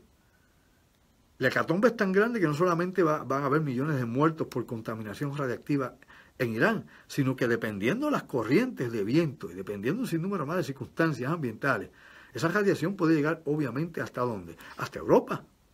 Pero es que hay un sinnúmero de pruebas, si no lo sabía, yo le invito a que verifique la información. Por ejemplo, cuando los norteamericanos usaban la munición de uranio reducido, usted sabe hasta dónde se hacían las mediciones, para que caiga en cuenta. Y lo que yo digo aquí, verifícalo, porque estoy hablando con conocimiento de causa. Pues mira, aquí teníamos medidores, había medidores en Vieques, había medidores, por ejemplo, del aire, las corrientes, los vientos alisios y del polvo del Sahara que venía, todo eso en el área de La Palguera y otros sectores más de Puerto Rico, para ver qué, para ver los niveles de radiación que llegaba del uranio empobrecido por el uso de esa munición antiblindaje allá en el Oriente Medio. Hasta acá se estaba midiendo, monitoreando la cosa, mi amigo y mi amiga. Cuando Chernobyl, la radiación llegó hasta Noruega, hasta Suecia, llegó a Europa. Altos niveles de radiación. De hecho, hay bosques allá donde no se pueden comer ni los jabalíes ni los cerdos en Noruega y regiones de Suecia. Busque información, véalo, verifíquelo ahora mismo. Así que usted se da cuenta cómo es que se menea aquí la cosa, ¿verdad? Cómo es que se muere vidrio. Así que bombardear, que Israel va y bombardea y destruye los reactores nucleares de Irán, no es que va a fastidiar a los iraníes y todo ese desastre, 1.000.000 de veces peor que Chernobyl, o inclusive que Fukushima allá en Japón, mucho peor que eso, sino que obviamente va a estar implicado la contaminación que va a correr dependiendo el viento hacia donde sople. Y los israelitas lo van a hacer cuando el viento sople hacia Europa, no cuando no sé si las corrientes vengan en alguna época del año hacia el sur, hacia donde ellos puedan estar, el Oriente Medio, donde está Israel. Piense y piense bien. Usted sabe muy bien, yo le expliqué aquí que ya ha habido muchos planes para bombardear los centros de producción de enriquecimiento de uranio. Israel ha tenido varios planes para esto. Cuando los Estados Unidos ocuparon militarmente a Irak, no le dieron permiso en ningún momento a la Fuerza Aérea israelita que lo solicitó para ir a bombardear a Irán. ¿Por qué? Porque los norteamericanos tenían personal militar, tenían miles y miles de hombres en Irak. ¿Y qué iba esto a traer? Bueno, a consecuencia, obviamente, los soldados americanos se iban a ver también afectados. Por eso es que hace un momento, cuando hablé de Rusia, de que Rusia le había indicado, obviamente, a través del embajador ruso en Corea del Norte, que no querían que siguieran las pruebas nucleares porque afectaba a la población rusa cercana. Pues lo mismo iba a pasar con los norteamericanos, con los militares norteamericanos que estaban en ocupación en Irak. O sea, aquí hay un montón de panoramas de que usted nunca ha oído hablar y otros pues puede que sí, vaya usted a saber. La realidad es que todas estas cosas están implicadas. Y la gente como que no cae en tiempo de que esto no tiene una bombita por aquí, una bombita por allá. Cuando hablé hace un ratito, por ejemplo, la cuestión de las bases de drones. Estados Unidos acaba de abrir una base de drones en Nigeria. Estados Unidos tiene por lo menos 11 bases operativas. Tiene otra en Somalia. O sea, de drones de combate, de ataque, no solamente observación, de los Vipers de esto para obviamente ataques y eliminación selectivo de blancos, supuestos y alegados terroristas. Tiene otra más en Afganistán. Y de hecho, en las regiones de Kazajistán. En nuestra conferencia, por ejemplo, Un Mundo en Peligro, yo presento muchas de estas bases. Lo que usted no ve por ahí, ni en YouTube, ninguna bobería de esas, pues yo las presento ahí porque mi trabajo no es de YouTube. Despierta, boricua. Somos durmientes. O sea, nosotros hacemos un trabajo amplio, con una serie de contactos y una serie de intercambios de información, que es lo que nos permite darnos, expandir información. Hay información que, claro, la podemos extender más, o información que también se conoce, pero hay otra que no. Y cuando presentamos esta zona, obviamente, del uso de tecnologías de drones en la conferencia, y obviamente del X-35 y otros drones espaciales también, de la flota espacial norteamericana, pues lo hacemos obviamente con evidencia, no es que a mí se me ocurrió, que aquel le contó al otro, mira que este me dijo, mira que aquel me mandó, qué sé yo, no, que en YouTube fulano dijo esto, bueno, demasiado disparate en YouTube, cuidado, no se deje llevar por eso, que eso es muy mala información, es desinformación. Así que le comparto todo esto, porque es lo que está pasando ahora mismo en esa región del mundo. Y yo creo que hay que darle ojo a lo que está pasando en Israel, porque el conflicto de Siria, en vez de reducirse, podría ampliarse en cualquier momento.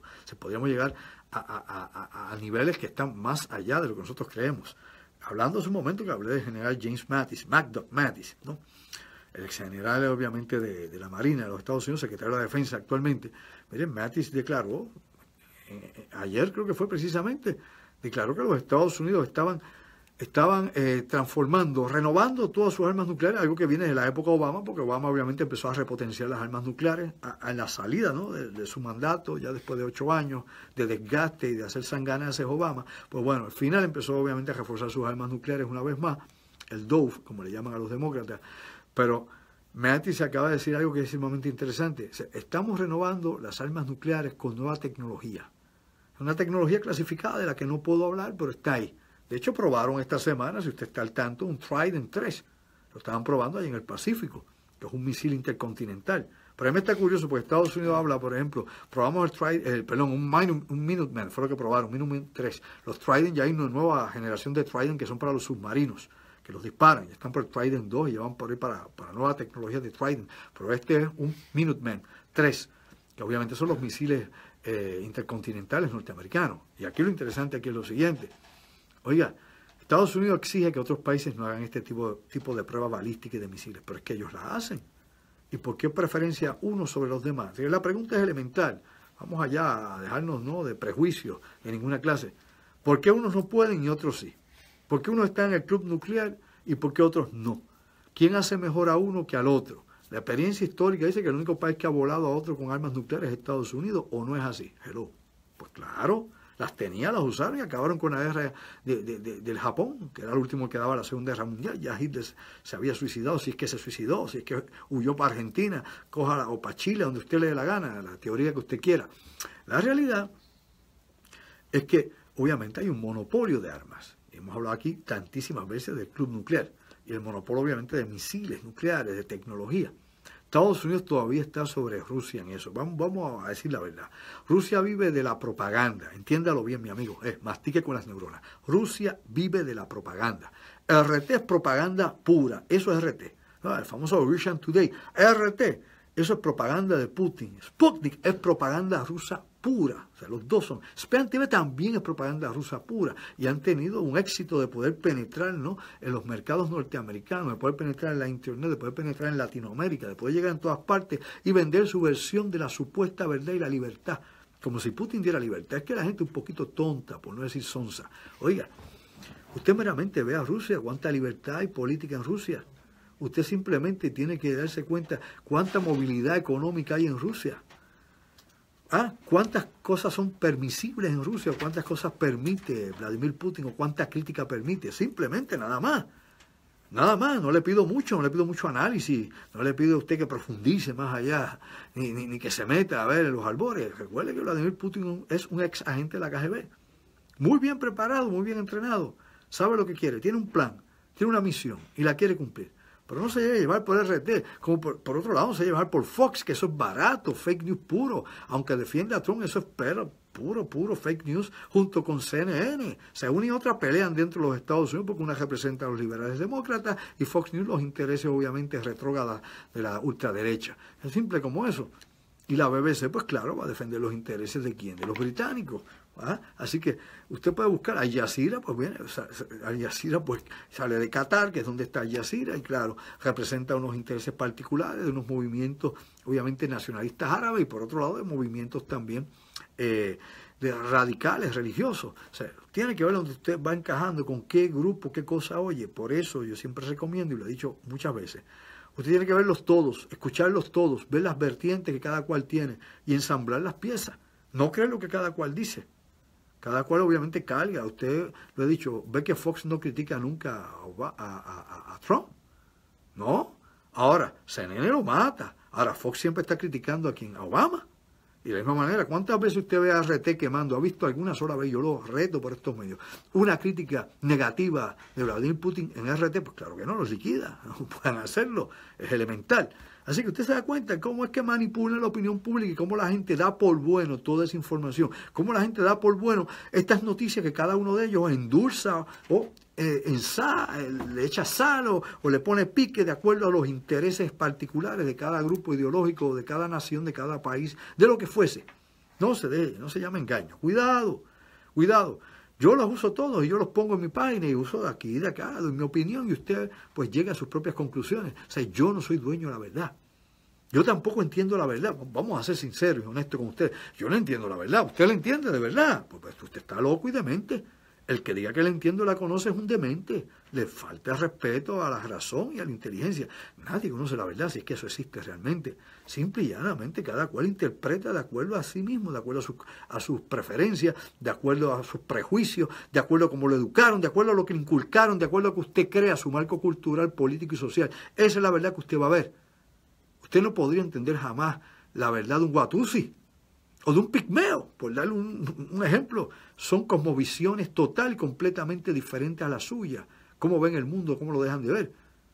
Por ejemplo, un niño de Pakistán no ve la vida como la ve un niño aquí en Puerto Rico. En nada. Y nada es nada.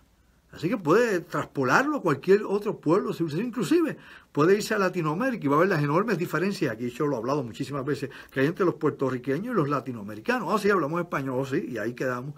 Celebramos el Día de Reyes, muy bien. Y la Semana Santa, ¿y qué más? Cuando usted empieza a ver, se da cuenta que hay enormes diferencias sociales y culturales. Muchísimas. O sea, la gente habla no de hegemonía, la gente habla, por ejemplo, de que de alguna forma u otra, ¿verdad? Todos somos homogéneos, de que si es... No, ningún pueblo es homogéneo, ningún pueblo es igual al otro, ni siquiera los que son vecinos como Honduras, Guatemala o México. O sea, hay diferencias marcadas entre unos pueblos y otros. Pues bien, Les traigo todo eso para que empiecen a pensar un poquitito más allá de todo eso. Importante también, ya que hablaba de Siria hace un momento acá, en la otra realidad, ustedes saben que según los comandos rusos, se encontraron laboratorios allá en Dumas, y que los laboratorios que estaba supuestamente utilizando el Estado Islámico en Dumas, que es a quien ellos señalan, eran de armas químicas, y que supuestamente habían armas químicas británicas y alemanas allí. Claro, si esto fuera verdad, y eso lo publicó RT y lo publicaron los medios rusos, si eso fuera verdad, esa evidencia hay que llevarla a La Haya, ¿ah? A la Corte Internacional. No se ha visto, hello. No, una cosa es decir algo, una cosa es la publicidad, la propaganda, despierta, durmiente, y otra cosa es que usted lleve la evidencia, que vaya a La Haya o que vayan a las Naciones Unidas. Mira, aquí está todo esto. Esto es evidencia. ¿Ah? No, la enorme cantidad de armas israelitas que se han capturado y de armas norteamericanas, pues bien, en el mundo, para que usted sepa, y no se llame engaño y no lo manipulen.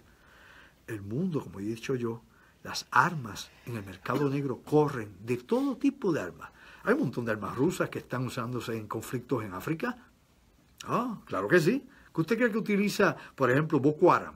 AK-47, de fabricación rusa. Y hay otros grupos que usan AK-47 de fabricación china. Y otros lo usan de fabricación checa. Y hay otros que usan AR-15 de fabricación norteamericana. Así que eso no es evidencia ninguna si usted sabe algo del mercado internacional de armas. Y las armas, yo lo he dicho aquí, ¿cuánto vale un AK-47 en África? $3.50. ¿Lo sabía usted? Sí, $3.50. Full auto, es decir, con selector. Ok, usted puede tirar single shot, puede tirar obviamente full auto. Un M16, lo puede comprar, claro. Los M16 que se compran en el mercado, la mayoría de ellos son de la época de los 70, la época de Vietnam. ¿Por qué? Porque quedaron millones de estos rifles rezagados, ¿no? Los Armor que dejaron allá en Vietnam y en otras zonas los norteamericanos, y esos se revendieron más adelante. Por un M16, por ejemplo, vale alrededor de $5.50. Para que usted tenga una idea de cómo es que el mercado negro mueve armamento y cómo se compran. Pocas armas hay en Puerto Rico. Lo que pasa es que usted las puede comprar en un lugar, el problema es llevarlo de un lugar al otro. Así que el mercado de armas está abierto. Cuando la Unión Soviética colapsó, había millones de armas, millones de cartuchos de balas, y había todo tipo de cosas, helicópteros, la venta de todo. Eso fue la venta a quemazón, de todo, inclusive. Habían unos muchachos norteamericanos que eran, creo que de extracción también de allá, no me acuerdo si eran de Ucrania, de rayos que venían, que hasta una película hicieron de ellos, porque empezaron a vender armamentos de todos estos países. Así que usted se da cuenta cuál es la historia real, quién es quién manipula qué cosa. Así que bueno, estos los laboratorios de armas químicas, pues los rusos tienen ahí que presenten la querella a nivel internacional, que presenten la evidencia y que demuestren que estas cosas están pasando. Recuerden que hace un momento había mencionado a Turquía también, y de que los Estados Unidos estaban dando una reprimenda a los turcos, diciéndoles que no le compren armas, por ejemplo, a Rusia, que se la compren a la OTAN, pero obviamente por los C-400, ¿no? Sistemas antimisiles, y que ahora el Congreso estaba negociando y estaban indicándole al presidente Trump que cancelara la venta de los F-35 que le iba a vender a Turquía. ¿Me explico? Son los aviones de quinta generación, que tanto se han criticado también por los fallos que tienen de construcción. Pues bueno, se le iba a vender próximamente 2 escuadrones de F-35 a Turquía. Pues ahora el Congreso, tanto republicanos como demócratas, están tratando de que esta venta no se dé, obviamente como represalia a la compra de armamentos a los rusos. Así que esto está corriendo en este momento de un lado a otro. Y como dije, hace un rato también que mencioné a Mike Pompeo, usted sabe que el Senado, pues obviamente lo confirmó como secretario de Estado de Estados Unidos, y a esta muchacha, o esta señora, una señora ya, a Gina Haspel, como directora de la Agencia Central de Inteligencia. Y aquí habíamos hablado en programas anteriormente del pedigrí de Gina Haspel, y habíamos hablado, ¿no?, de las operaciones que tenía en Asia y de un sinnúmero más de cosas que tienen que ver con cárceles de interrogatorios o prisiones de interrogatorios para todo eso. Bueno, hay muchas cosas más también. Quiero hablar de algunos asuntos interesantes antes que pasemos al último segmento, donde vamos a hablar algo de Venezuela con un invitado que está con nosotros acá. Entre las noticias que están dándose en estos momentos, pues también se habla de que ha habido una denuncia de parte de China a través de sus cadenas oficiales de noticias, indicando de que los B-52 norteamericanos están llevando a cabo maniobras cerca de su frontera, de que siguen sobrevolando los cazas de los portaaviones norteamericanos, el área del mar meridional, cerca de sus bases, de sus islas artificiales, que ellos no van a tolerar más que obviamente más penetración en su territorio, ni van a permitir que los barcos norteamericanos caigan dentro de su zona de control, que va a haber una respuesta intensa y activa en la próxima intervención que ocurra de algún barco o avión norteamericano sobre el mar meridional, específicamente las zonas protegidas por sus bases militares allí o las islas artificiales que han creado. Esto es prácticamente una amenaza directa.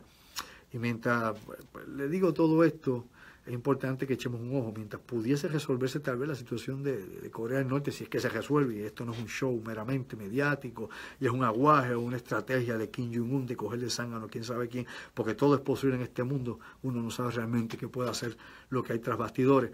Pues claro, la situación de China obviamente continúa difícil en el mar meridional.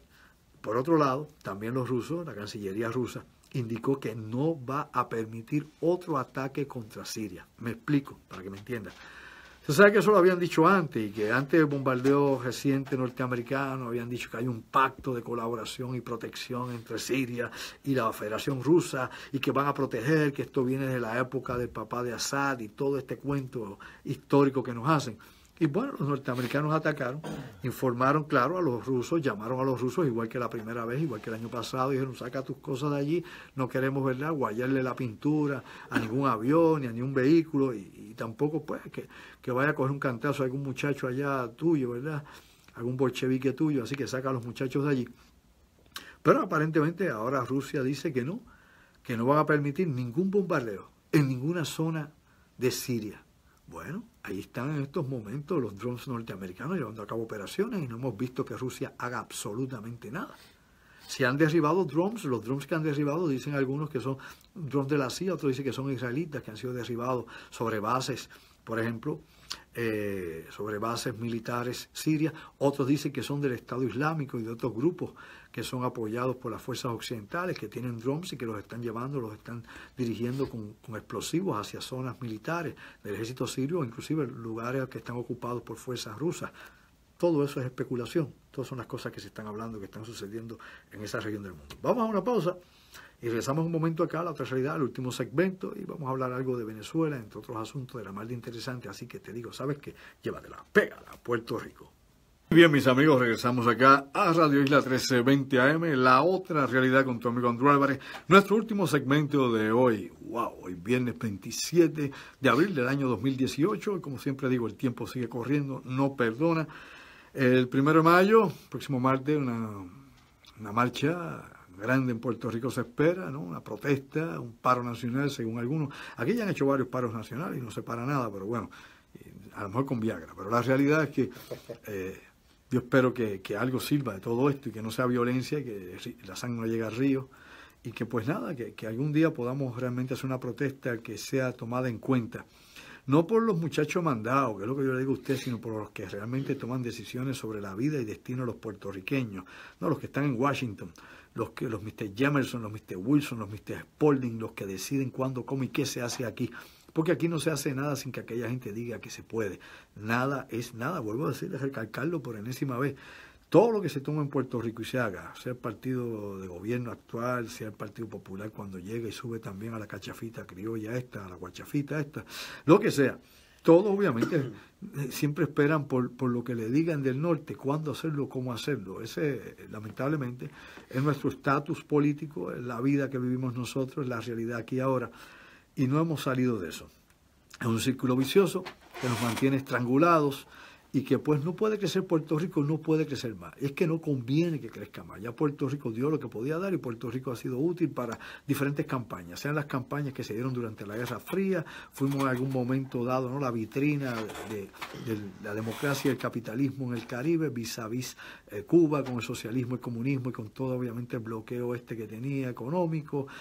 Nos compararon con tantísimos otros países del mundo, como si fuéramos el gran desarrollo, bajo obviamente el estatus quo que tenemos todavía, el Estado Libre Asociado, que ni era libre ni era asociado. Pero bueno, eso estábamos en esa ficción política.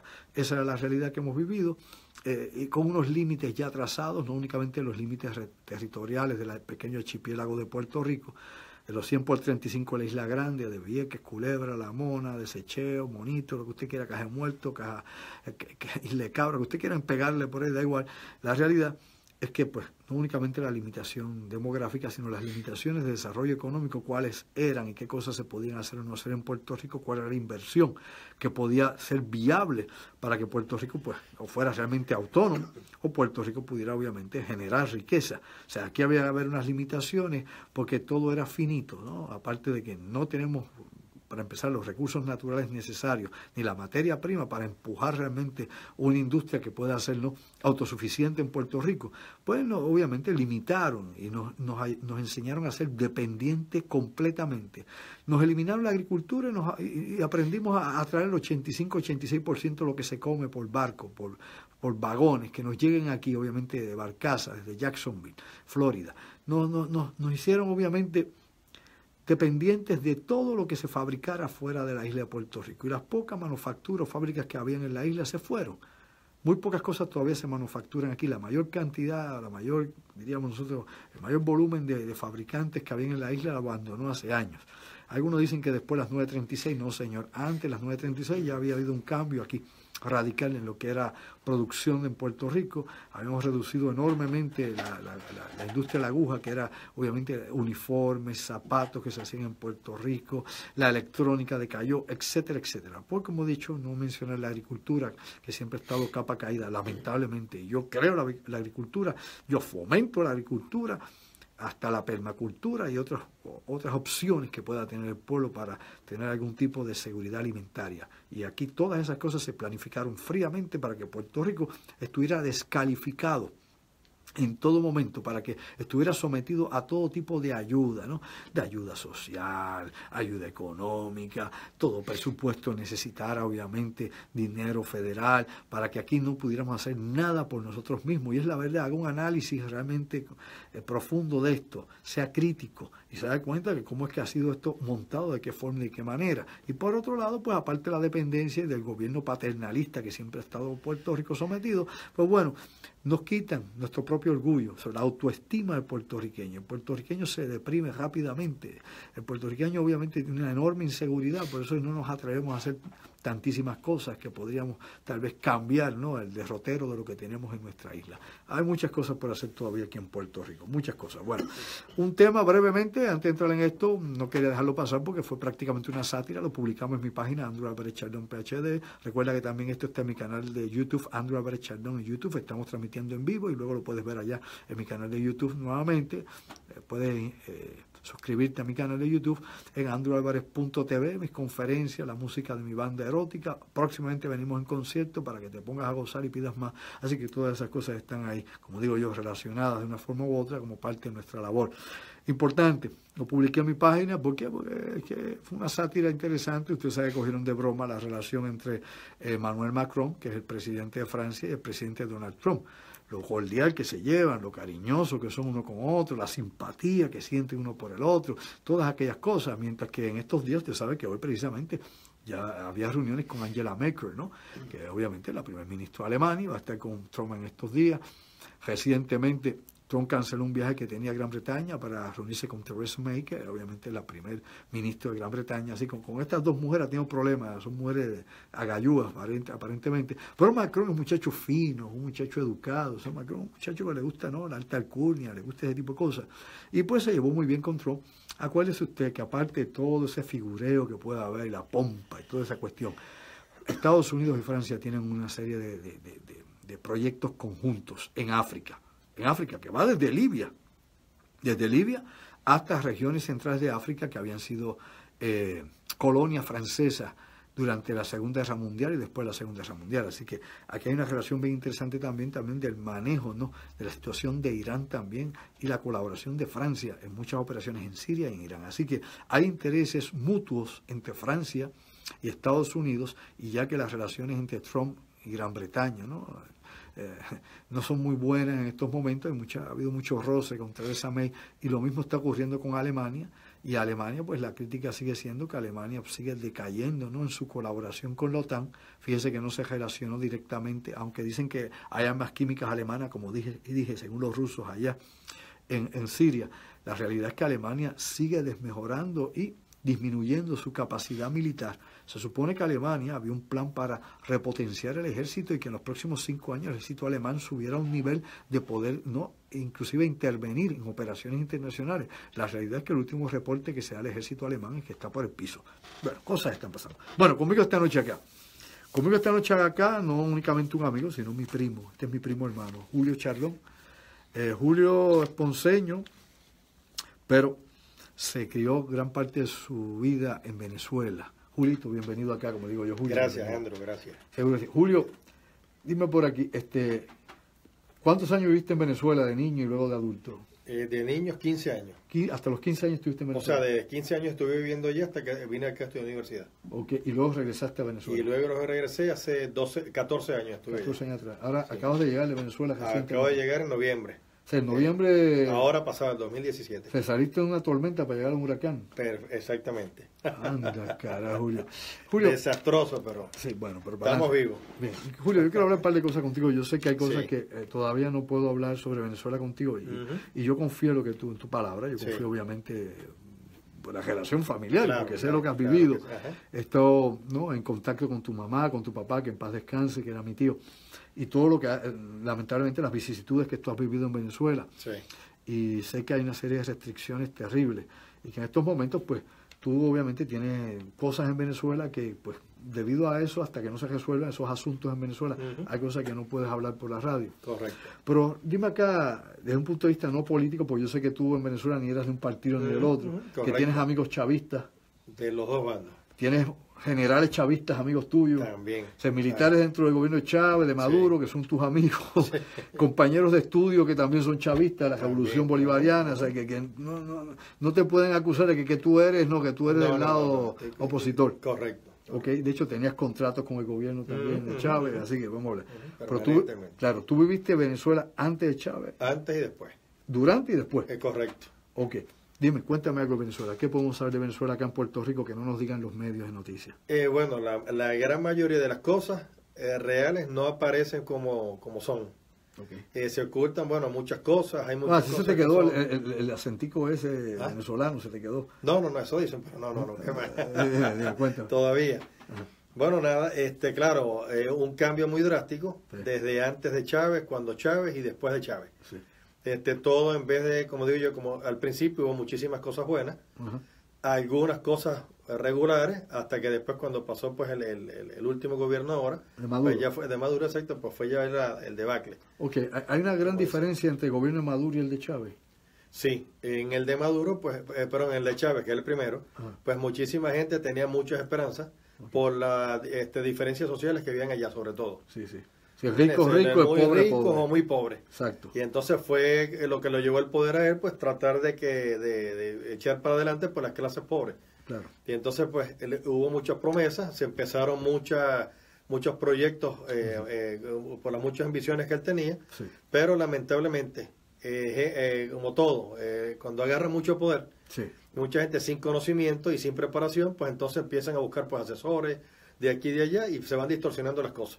A lo mejor no son o sea, el ideal era una cosa, pero en Claro. la práctica llegó a otra. Lamentablemente por falta de conocimiento los que querían correr el proyecto. Exactamente. particular. Sí. Ok, yo siempre, ¿verdad? Me está curioso, cuando yo he visitado, por ejemplo, yo estuve en Nicaragua, he estado en Guatemala, en Centroamérica, Sí. y he visto pues diferentes procesos de las revoluciones que ha Claro. habido. Ajá.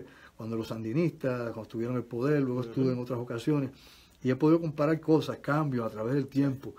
Y es algo que me despertó a mí en aquel momento mío tal vez de revolucionario en mi vida, de que cuando suben unos grupos de poder pues se convierten en la élite automáticamente y solamente los miembros de ese partido tienen acceso a la riqueza A todo, del país. correcto. Y mientras no, el resto del pueblo sigue prácticamente las mismas cosas, ¿no? O peor. Un poco populismo, Sí. te mantienen entretenido con el populismo Claro. y la realidad con las marchas y lo Ujú, otro. ujú, Y cuando vienes a ver, se aprovechan del sistema para elevarse. Vamos a Claro. hablar de lo siguiente. Hay quien habla de democracia, los derechos civiles, la Claro. libertad de expresión, y una vez llegas al poder, te convierte en autoritario. Ujú. Inclusive, yo siempre he dicho, mire, usted quiere ver un tipo bien conservador y con una gran fuerza de represión, ve a un revolucionario al otro día de haber ganado la revolución. Se convierte en todo lo contrario Sí, a lo que sí, proclamaba. sí.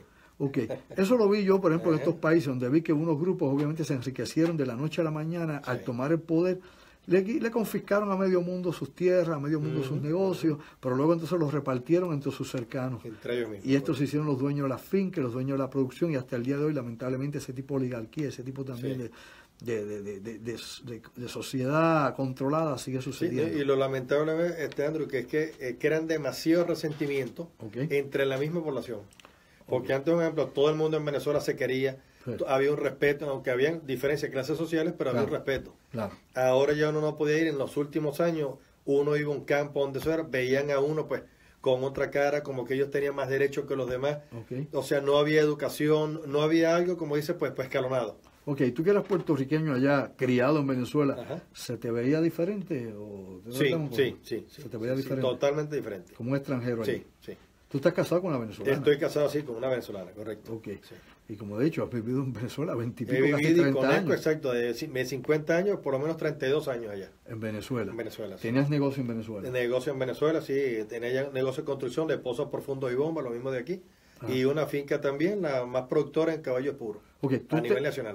Tú criabas caballos de pura sangre allá en Venezuela. Sí, tenía caballos, o sea, tipos americanos, de quarter horse, apaluzas y pinto. Pero y apaluzas, sí, correcto. Pero de alto pinto nivel. Americano. De alto nivel, tipo campeones mundiales en Estados Unidos. Ok, o sea que tú tienes allí, tú eras un breeder, como dicen en correcto, un criador allá en Venezuela. De Venezuela de caballos. ¿Y qué pasó con sus caballos? Todo eso, bueno, prácticamente se quedó allá. ¿No puedes sacar nada? No pude ni sacar nada, se quedaron con todo. Se quedó todo allá y no se pudo vender nada.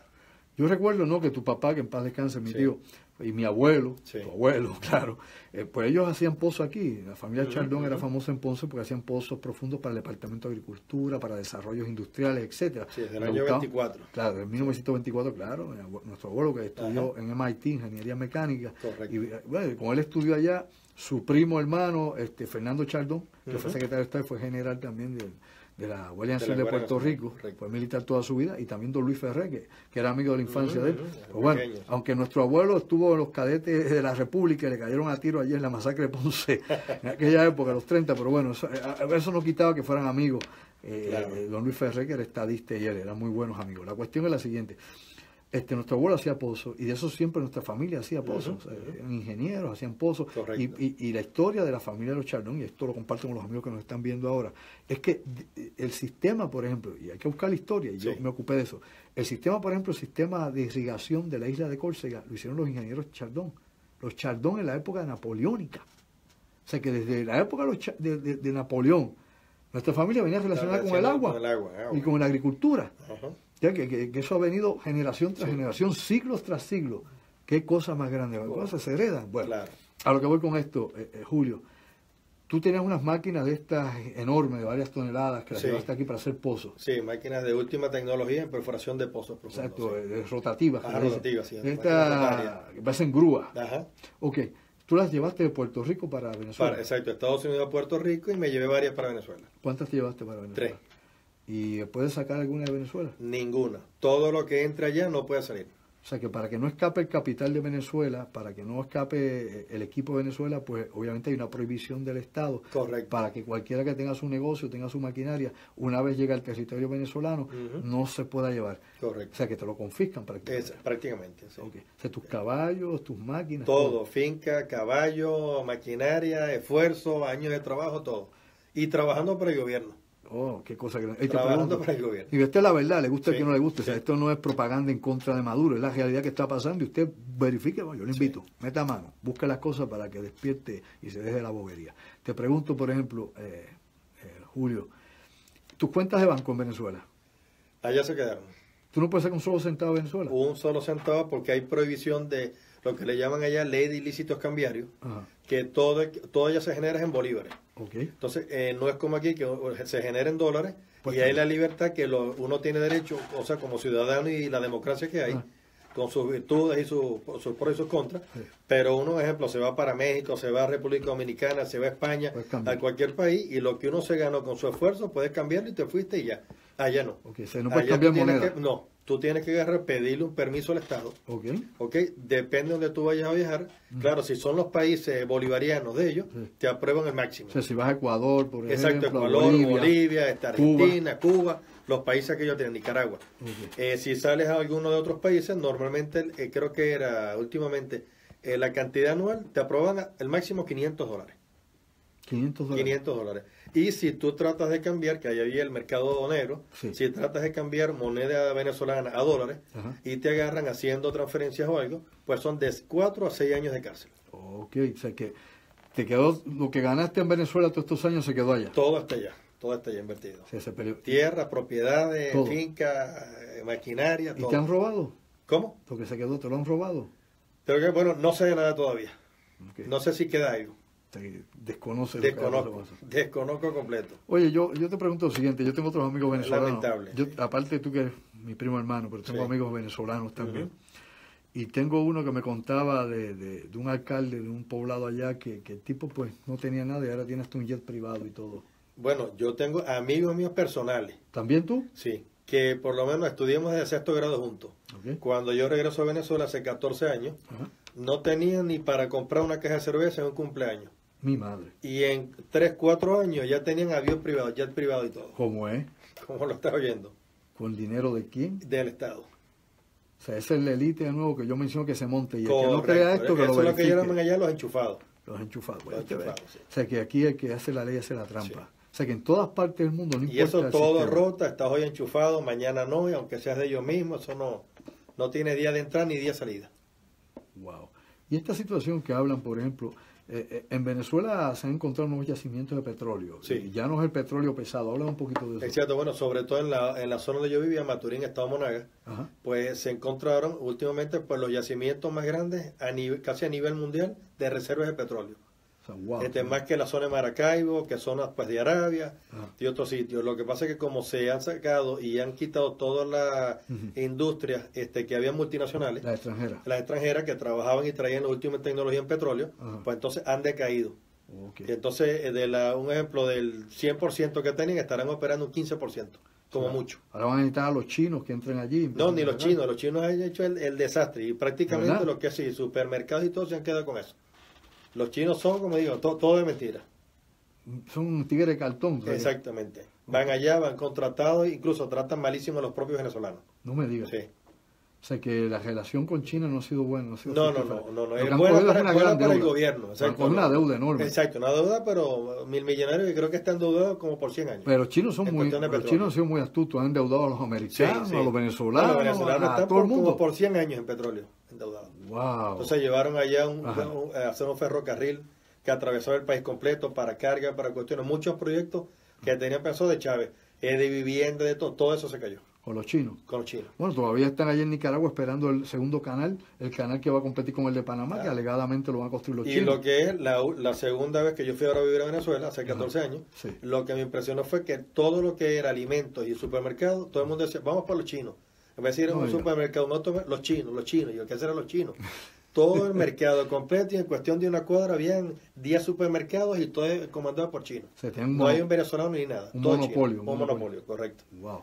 O sea, que hay otra cara de Venezuela que... Cuando había comida, esa es otra cosa, porque no hay comida, no hay medicamentos, no hay cuestiones de primera necesidad. Vamos a hablar calzonquito. ¿Realmente eso es cierto o eso es la propaganda que tira... Es verdad, que tira la contra que hay en contra de la revolución bolivariana? Yo viví allá y lo vi. Vamos a hablar porque es que aquí la gente pone eso en duda. No. Yo escucho gente, inclusive hay venezolanos que me dicen, eso es mentira, eso es propaganda de la oposición. Entonces tengo otros que me dicen, no, eso es verdad, yo lo estoy viviendo y me mandan mensajes por Facebook desde Venezuela, de un lado y del otro. Sí. Bueno, yo confío en ti porque te conozco de niño, sé lo que hay. Dime qué es lo que queda. Yo ni soy político, ni tengo nada que ver, ni te importa. Ni me importa. Yo estoy con los que trabajan, con la gente que trabaja y ayudan a la gente del pueblo. ¿Qué pasa ahí? Que vi demasiada miseria, incluso con la gente pudiente, pues tú no puedes comprar comida allá. Los automercados anaqueles prácticamente están vacíos. La mayoría, si te puedes meter en varias páginas de Instagram o de Facebook, en internet, ves la mayoría de los venezolanos cuando sale de viaje, lo primero que hace es que va a un supermercado e irónicamente donde se retrata es detrás de los papeles de inodoro, de los toilets, de papel de baño. Es que no hay como quien dice, miren aquí la gran cantidad que hay de papel, que es lo básico y que ni siquiera allá hay. Allá no se consigue ni pasta de dientes, champú, hojillas de rasurarse, nada, prácticamente nada. Wow. Comida, nada, puedes tener dinero, o sea, consume una que otra cosa allá. Claro. Y con decirte que últimamente la gente que sabe que lo que es la cachapa, que es la tortilla que se, la torta que se hace de base de maíz, y era de maíz de primera calidad. Últimamente la gente estaba comprando maíz en las agropecarios, en los centros agrícolas, que era maíz picado dañado para gallos. Sí, para gallos, para poder hacerlo. Porque no hayan tenido convenios con Brasil, con distintos otros países, pero se las quitan, se roban la mayoría de las cosas, lo que le dan al pueblo prácticamente es una miseria, y como digo yo, allá se repite tantas veces una mentira que se convierte en una verdad. Wow. Que tiene ante la gente que no tiene pues medios de comunicación y cómo orientarse ni saber muchas cosas. Es terrible. O sea, ¿y cuál fue la impresión de tu esposa cuando llegó aquí a Puerto Rico? Bueno, prácticamente, aunque ella siempre ha viajado y ha estado en Estados Unidos, en Canadá, en distintos sitios, es profesional. Ella es ingeniero, ¿no? Sí, ella es ingeniero allá, fue director de varios organismos allá en Venezuela, de vivienda, de infraestructura, de deporte, sin número de cosas. Cuando vinimos ahora aquí, prácticamente que yo llevaba 3, 4 años sin venir, aunque vivíamos allá, claro, mucha gente dirá, ¿y cómo vivía él? Pero esta es la primera vez que ella llega a Puerto Rico. No, la segunda. La segunda, sí. ¿Cómo tú vivías? Vivíamos allá, perfecto. Lo que pasa es que como estábamos allá bastante pudientes, con grupos como estamos también de gobierno, traían comida del exterior para ciertos grupos y hacer la comida que nosotros queríamos. Se la compraban. Esa te la compramos. Y entonces, del resto... ¿Pero la traía el mismo gobierno? No, eso era, o sea, para el pueblo, hubo unas cosas que se llaman los CLAP, que supuestamente, entre comillas, eran unas bolsitas que le dan al pueblo, y no es que se los dan, es que se los pagan, se los venden. Entonces, por lo menos te dan una libra de arroz, una libra de harina, un azúcar, un potecito de leche en polvo, un aceite, una bolsita de habichuelas, o sea, las cuestiones básicas. Es una copia del periodo especial cubano cuando había toda esta decadencia en Cuba. Exacto, y prácticamente te tiene que durar un mes. Okay. Entonces prácticamente hay gente que llega que come una vez al día. Ok, ven acá, entonces tú cogías de esas bolsitas. No, nosotros no. Nosotros yo tenía, o sea, como estábamos bien y teníamos conexiones con el gobierno, podíamos adquirir la comida que venía de afuera. O sea, comida que era únicamente prácticamente para los chavistas, para oficiales. Exacto. Ok, y eso no lo habla la gente. No, eso no se habla la gente. En hospitales, yo por lo menos tuve una vez un accidente, estaba en una clínica y ni en un hospital privado había suero. ¿Cómo es? Okay, sacaban de la vía, que se supone que le ponen una vía 1 para ponerle medicamentos para dolor y tal. Del mismo suero la sacaban para 4 o 5 personas para diluirlo porque hasta eso había escasez. O sea que obviamente hay una escasez terrible de todo. Sí, vas al doctor, no hay medicamentos, no hay Tylenol, no hay para dolor de cabeza, no hay antibióticos, prácticamente nada. ¿Y esto tú no lo estás diciendo porque tengas revancha? No, para nada. Adoro Venezuela, espero próximamente y prontamente y espero morirme en Venezuela. ¿De verdad? Te digo, sí. Julio, de verdad. En serio. Entonces tú naciste acá porque quieres morir allá en Venezuela. Estás como Tony Croato al revés. Como digo, yo soy de nacimiento puertorriqueño, pero por orgullo venezolano. Wow, o sea que a ti te entró Venezuela. Sí. Y quiero más Venezuela que muchísimos venezolanos que todavía aún viven allá. Que se dicen ser bolivarianos y chavistas y todo. Pero son de mentira.